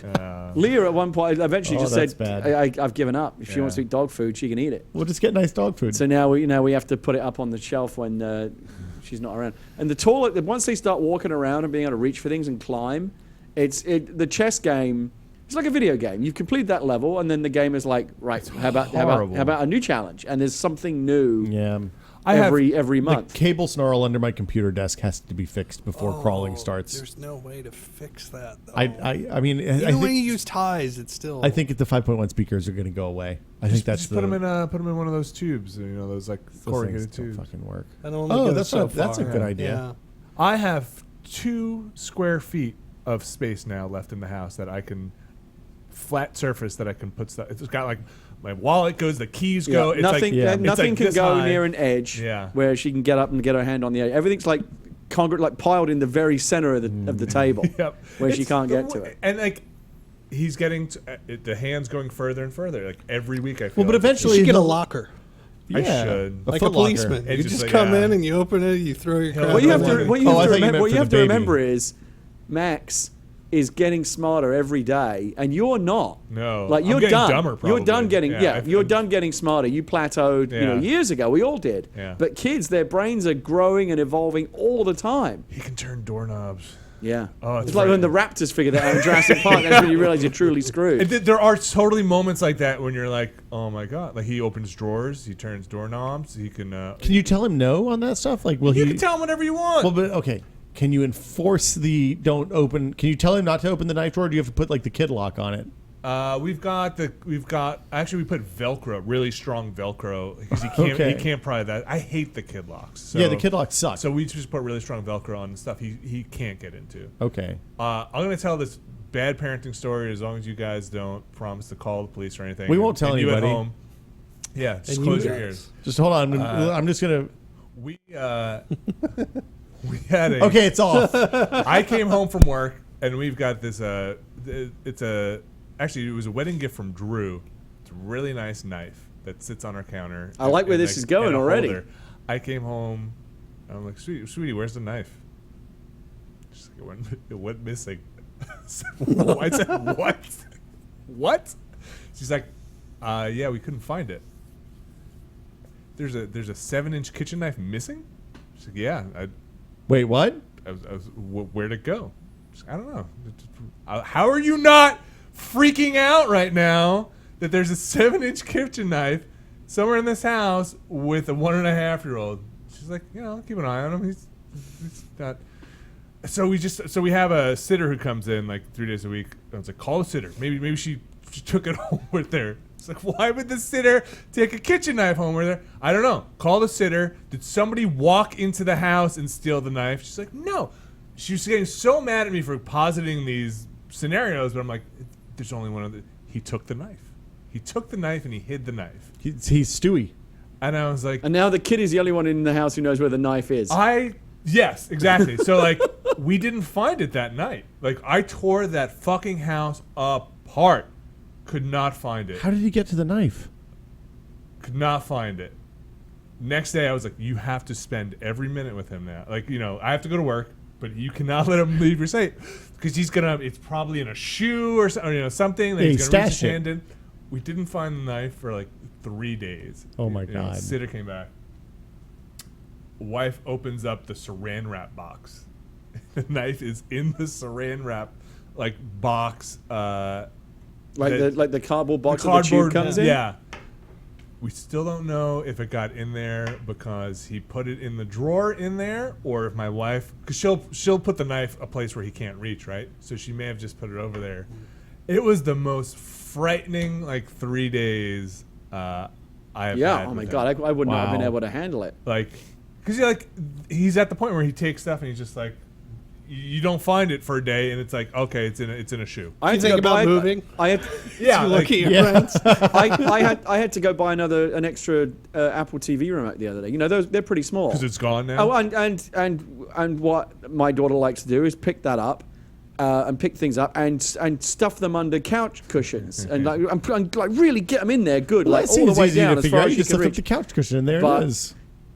In the old days when things would get lost, you go, it will turn up, but you don't know where. She could have put it anywhere. Yeah, and I did the same thing. I did all the couch cushions, and at the end of the day, I had to just go and buy another one. And now that I keep that one up on a high shelf. But I had a similar story to yours, but instead of playing this one, I only played it over 3 seconds. And I did the heart attack. Leah was away on a 24-hour. It was the longest time that I'd been left alone with her. You were entrusted with the child, and so I feel like I'm pretty competent after a year or so of doing this. But as soon as it's just me, the baby turns into that bag of flour that they give you in the sitcoms. Yeah. They say, can you look after a bag of flour for 24 hours without messing it up? I'm like, what am I going to do? Anyway, she was totally fine. In the last couple of hours, I was brushing my teeth, and we have a pack and play that we keep in the bathroom so that she can be with us when we're doing our ablutions in the morning or whatever. You make her sit in there while you take a dump? No. She doesn't need to see that. Hey, you know what? That would be. I have to watch her shit. There's no reason why that shouldn't be reciprocal. Wait, but what do you do when you're alone? Hold on. What do you mean when I'm alone? Yeah, if she put her in the bouncy. But I give her the toilet. I give her the toilet roll holder off of the thing, and she plays with it like it's a magic wand. Play with the brush. Yeah. It's a microphone. Yeah. Don't put it in your mouth. Hold on. We met Temple Grandin at an Adam thing a few weeks ago. The autism lady. And she explained that in order to teach autistic kids to poop and pee, they have to physically watch the process. So because they can't take, the poop was here and then it goes in there. They have to see the poop come out and go in the bowl. Transparent toilets? No. I assume that you just kind of squat and they get the whole view. Anyway, sorry. So she was in the pack and play. Something else to think about. I was brushing my teeth. And again, you don't you think you've got all your bases covered, but they always find the one thing that you didn't think of. And I had the pack and play pushed up against the bathroom cabinet so that the drawers, she can't get in the drawers. But she found enough leeway to get in there and shove her hand into the bathroom drawer. And I look, and the next thing she's got one of Leah's, she's got a dental pick. And this thing is fucking sharp. They're pointy, yeah. You know what those things are like? Yeah. It's like a really sharp point. Yeah. And she had it for maybe 5 seconds. And I just very calmly took it. And once I got it out, because you don't want to snatch it away. Right. You freak her out, but I took it away, and as soon as I got it out, I was like, your mind does all the things that the baby could have poked her fucking eye out, or. Well, so that was the thing with the knife too, and I was like, because I was freaking out, and she was like, "Sweetie," my wife was like, and again, it must have been my wife put it on the thing and then just put the saran wrap away, because she was like, "There's not a moment in this household where your son would have been able to brandish a 7-inch knife without me noticing." You relax. You think that. But in my mind, he's sitting there woo! All right, where am I going to hide this? He suddenly became a carny. And he's got it back behind his back all the time. He's toddling around. He's like I went to bed. When I went to bed, it was the pat the bed really softly because they get into. How would he have gotten it in the bed? He's a baby. They managed to hide. I have found little cars in my shoe. I have found grapes in places that grapes should not be. Peanut butter sandwiches in the PlayStation tray. Not yet. Ooh. Not yet. That seems bad. But he definitely I try to give him stuff that is not, like I let him play with like my tools, right? Because he loves playing with skill the tools. saw, table saw. But like the most dangerous one, probably the hammer, like a full hammer, right? It's got the claw on it and stuff. And like I want to walk that line between this is probably I gotta supervise you, but You don't want a helicopter. well, I do. I want him to feel confident that he can do this stuff. So I try to walk along, and I am definitely overprotective, but like some stuff is just too a dental pick. I totally get the whole Finding Nemo thing, where you just want to be Albert Brooks. You don't ever, you're Albert Brooks all the time. You don't. As soon as the kid's out of your sight, you're panicking about what. And those the law of averages is against you, right? You can't watch them every second of the day. No. And once they start walking and running and doing all that stuff, everything just becomes. There are so many times. Yeah, they just keep leveling up. They get more abilities and more powers. And the number of times I week. just close my eyes and go, like he just takes a giant spill right head first into a wall and just like. Well, and they do that. Like even my daughter does that now, and she like looks up and you're like everybody cringes. Yeah. And then she looks up, she's like, "What? I'm cool." And you have to teach yourself to not react. Right, because run over. If you react, then that's what's going to set her off in the future. I've done that a couple of times. The first few times that my daughter fell over and like bonked her head, because that happens all the time.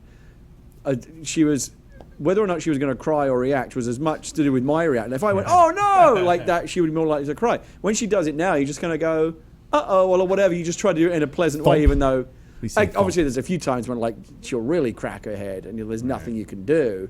And it's amazing how much that parental urge kicks in. Like you just can't do anything. You just have to like scoop them up and you say tough it out, hug them.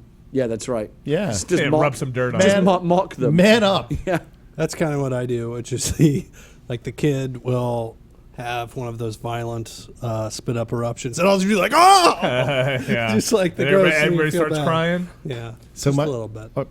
My daughter started party babying, which is real gross. So she like do the thing where she spits up in her mouth a little bit, and then she just swallows it back. Oh yeah, that's what she total rallies. Oh yeah, yeah. We got real problems about 15, 20 years from now. They smile. Yeah, she smiles. She coughs. She chokes on water or something when she's eating. She coughs. And she's like, that was an awesome noise. I should do that again. Like Max is a lot more fun now.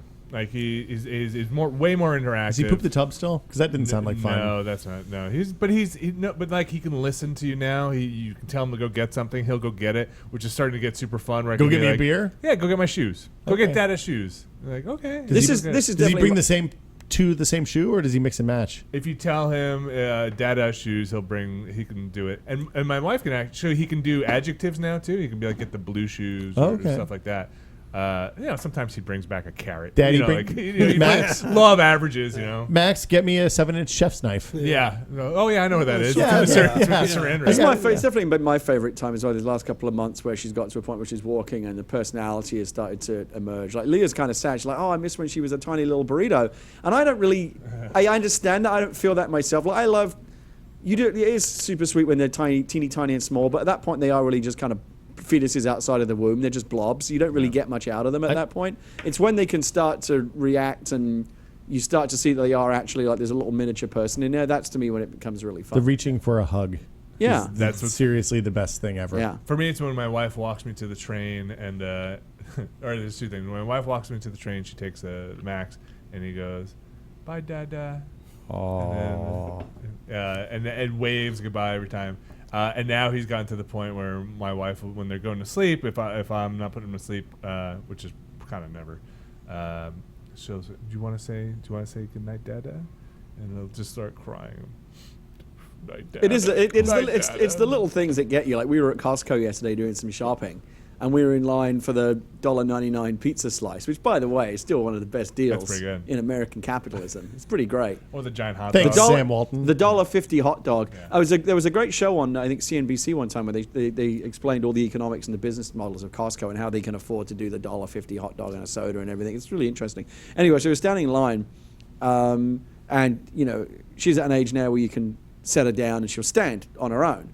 And obviously you keep an eye on her. She doesn't really wander off, and if she does, you just go grab her. But I looked down, she was standing next to me, and she had her hand was like grabbing onto my jeans, like just holding on to me because she wanted to feel like she was connected to me and felt safe. And just little things, you know. Then you're like, this is my little girl. Yeah. What's the rule on first word? Like, do they have to have intent for first word?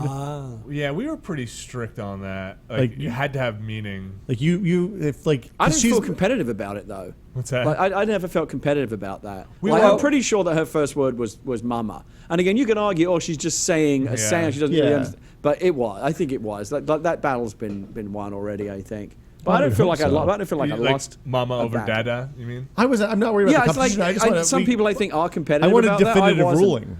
Like, yeah, is it we intent? wanted to write down the first word in a book or something. In the book, yeah, we had a long, had to be reproducible with meaning. Okay. And, that was our. But did you have to get a 3-person jury or anything to agree, or like what was the? We vetted it for a while. Like you FaceTime somebody, and were like, "Hey, what do you think about this?" Okay, do it, Max. I think we had to make sure it was a point and then repeat. Like, all right, okay, what was that? And it was Dada. He called my wife Dada for about 6 months. It's just a baby. Yeah, and I was like, yeah, brother. What are the contenders? Well, right now, I think she's either gonna go with dog because she really likes Chloe, like a lot. Like Chloe comes in the room and she gets the iPad treatment where she does the full like crank around anything I can do to see this. She likes to pet Chloe, and Chloe's kind of an asshole of a dog. Chloe gotten protective? Chloe, you know Chloe. Chloe's a little grumbly at the best of days, so it was a little touch and go when we first brought the baby home. We were worried about it. She's actually been really good, and as long as she's aware that the baby is the one grabbing her fur and yanking and stuff like that, then she's just like, oh yeah, it's cool. The ugly bald puppy's doing this. That's cool.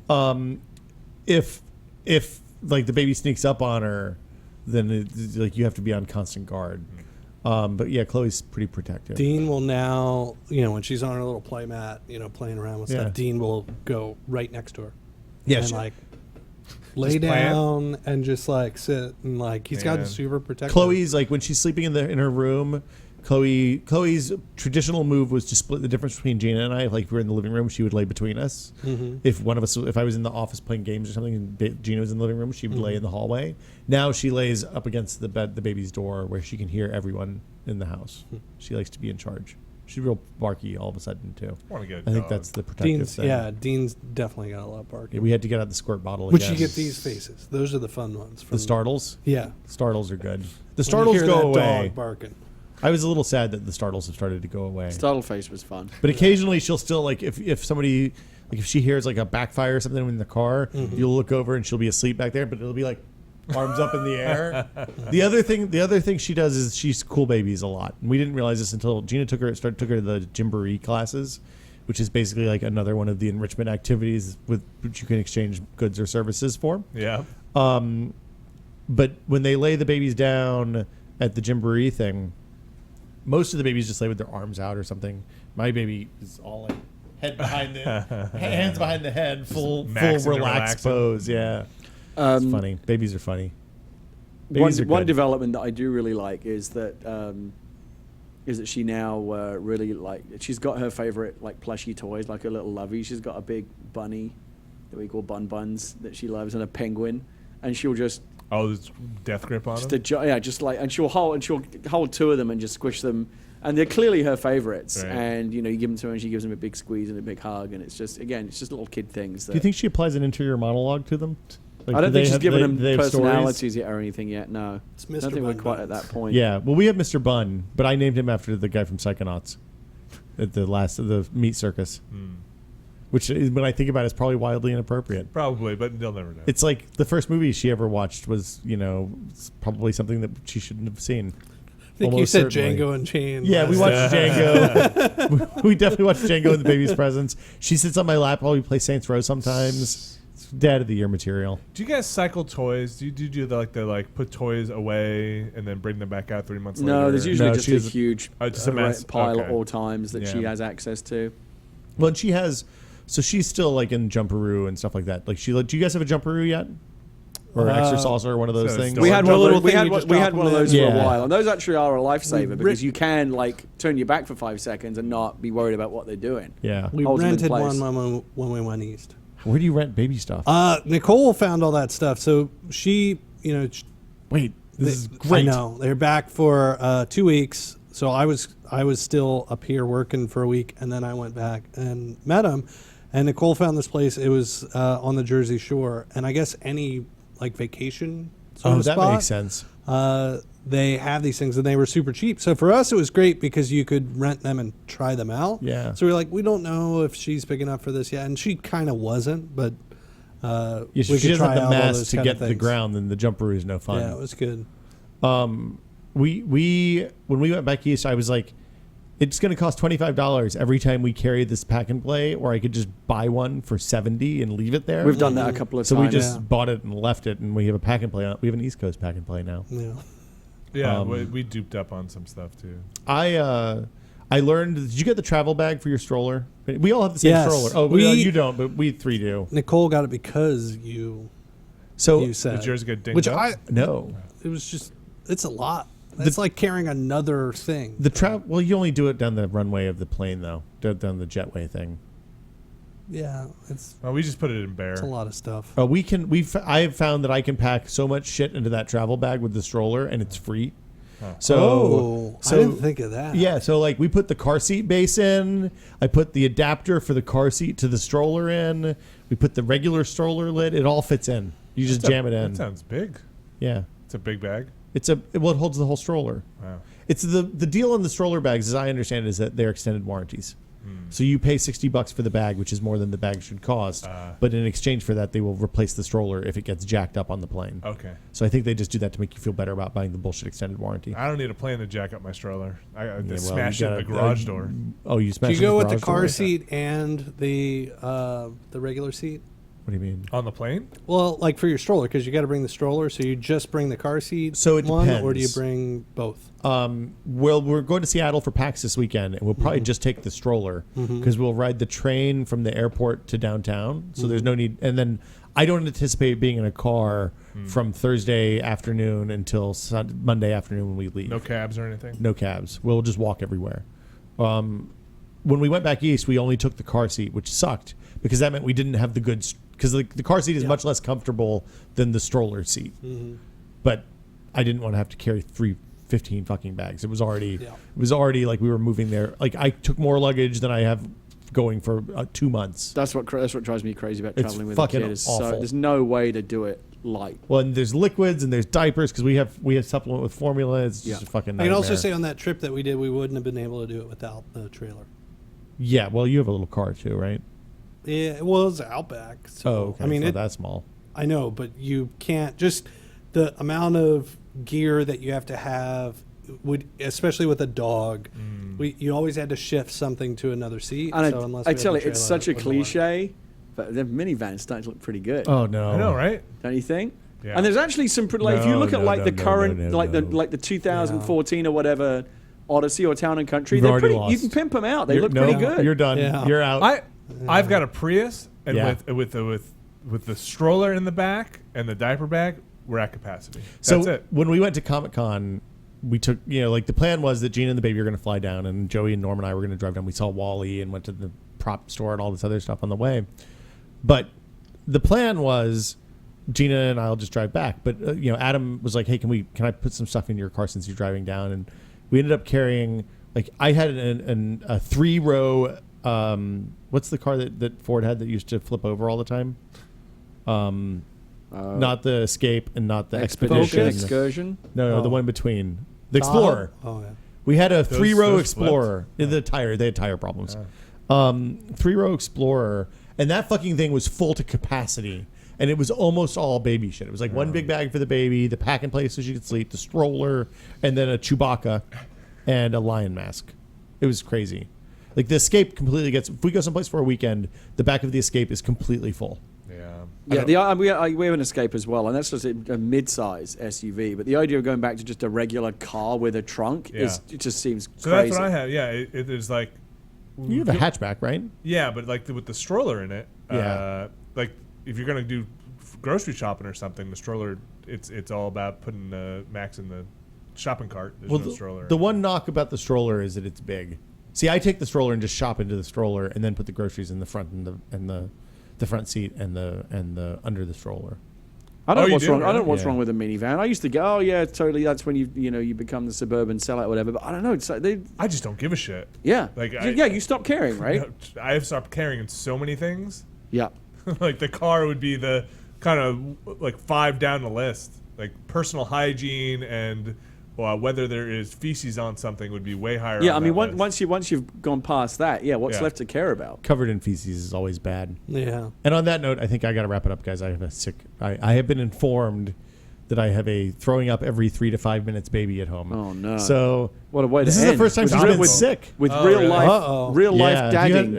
I know you've had sick. I had to leave Oktobercast last year early because I had a very sick. We baby. just had sniffles recently, and I took off from work the next day just because my wife was broken. It's not fun. Even something as simple as like a basic cold or an ear infection, which they're going to get through. It's just miserable. So get out of here. Last weekend, I said, "Oh, she's 7 months old. She's not been sick. She's like Bruce Willis in Unbreakable. Right. She doesn't. She's good." Yeah, it's nice to think that. I brought that on myself. He was when Max was sick with the stuffy nose. He'd wake up in the night and go, "Mama." Oh no! That was the one that was most heartbreaking for me. Was when our baby was really, really stuffed up. And just when you're so congested that you just can't breathe through your nose at all. It's like it's just thing filled with cement. That's what she was like. And it's not so much just the misery of that, but when you're that little, you don't even understand why this or what's could be the rest of your life. Yeah, right? it's just you can see like the confusion and the misery, and it's like terrible. You just feel terrible for them. God, I never even thought about that. She thinks that she's going to be like this forever. This is what being an adult is. You just throw up every 3 to 5 minutes. Yep. Like you reached that phase of your life. Yeah. Give me a bucket. We'll see you guys next time. Bye.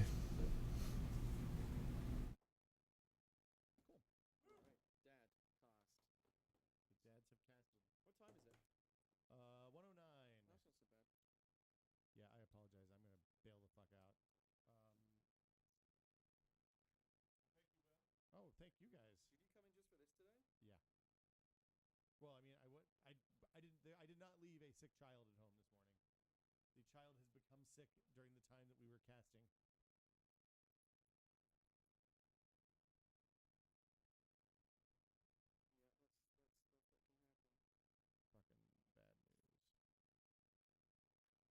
Do you use YouTube live streaming at work, Vinny? No. It sucks. Like I like the fact that it makes a giant. The reason I use it is because it makes a giant long archive, and it's live in like 20 minutes instead of 4 hours. You still have to do a different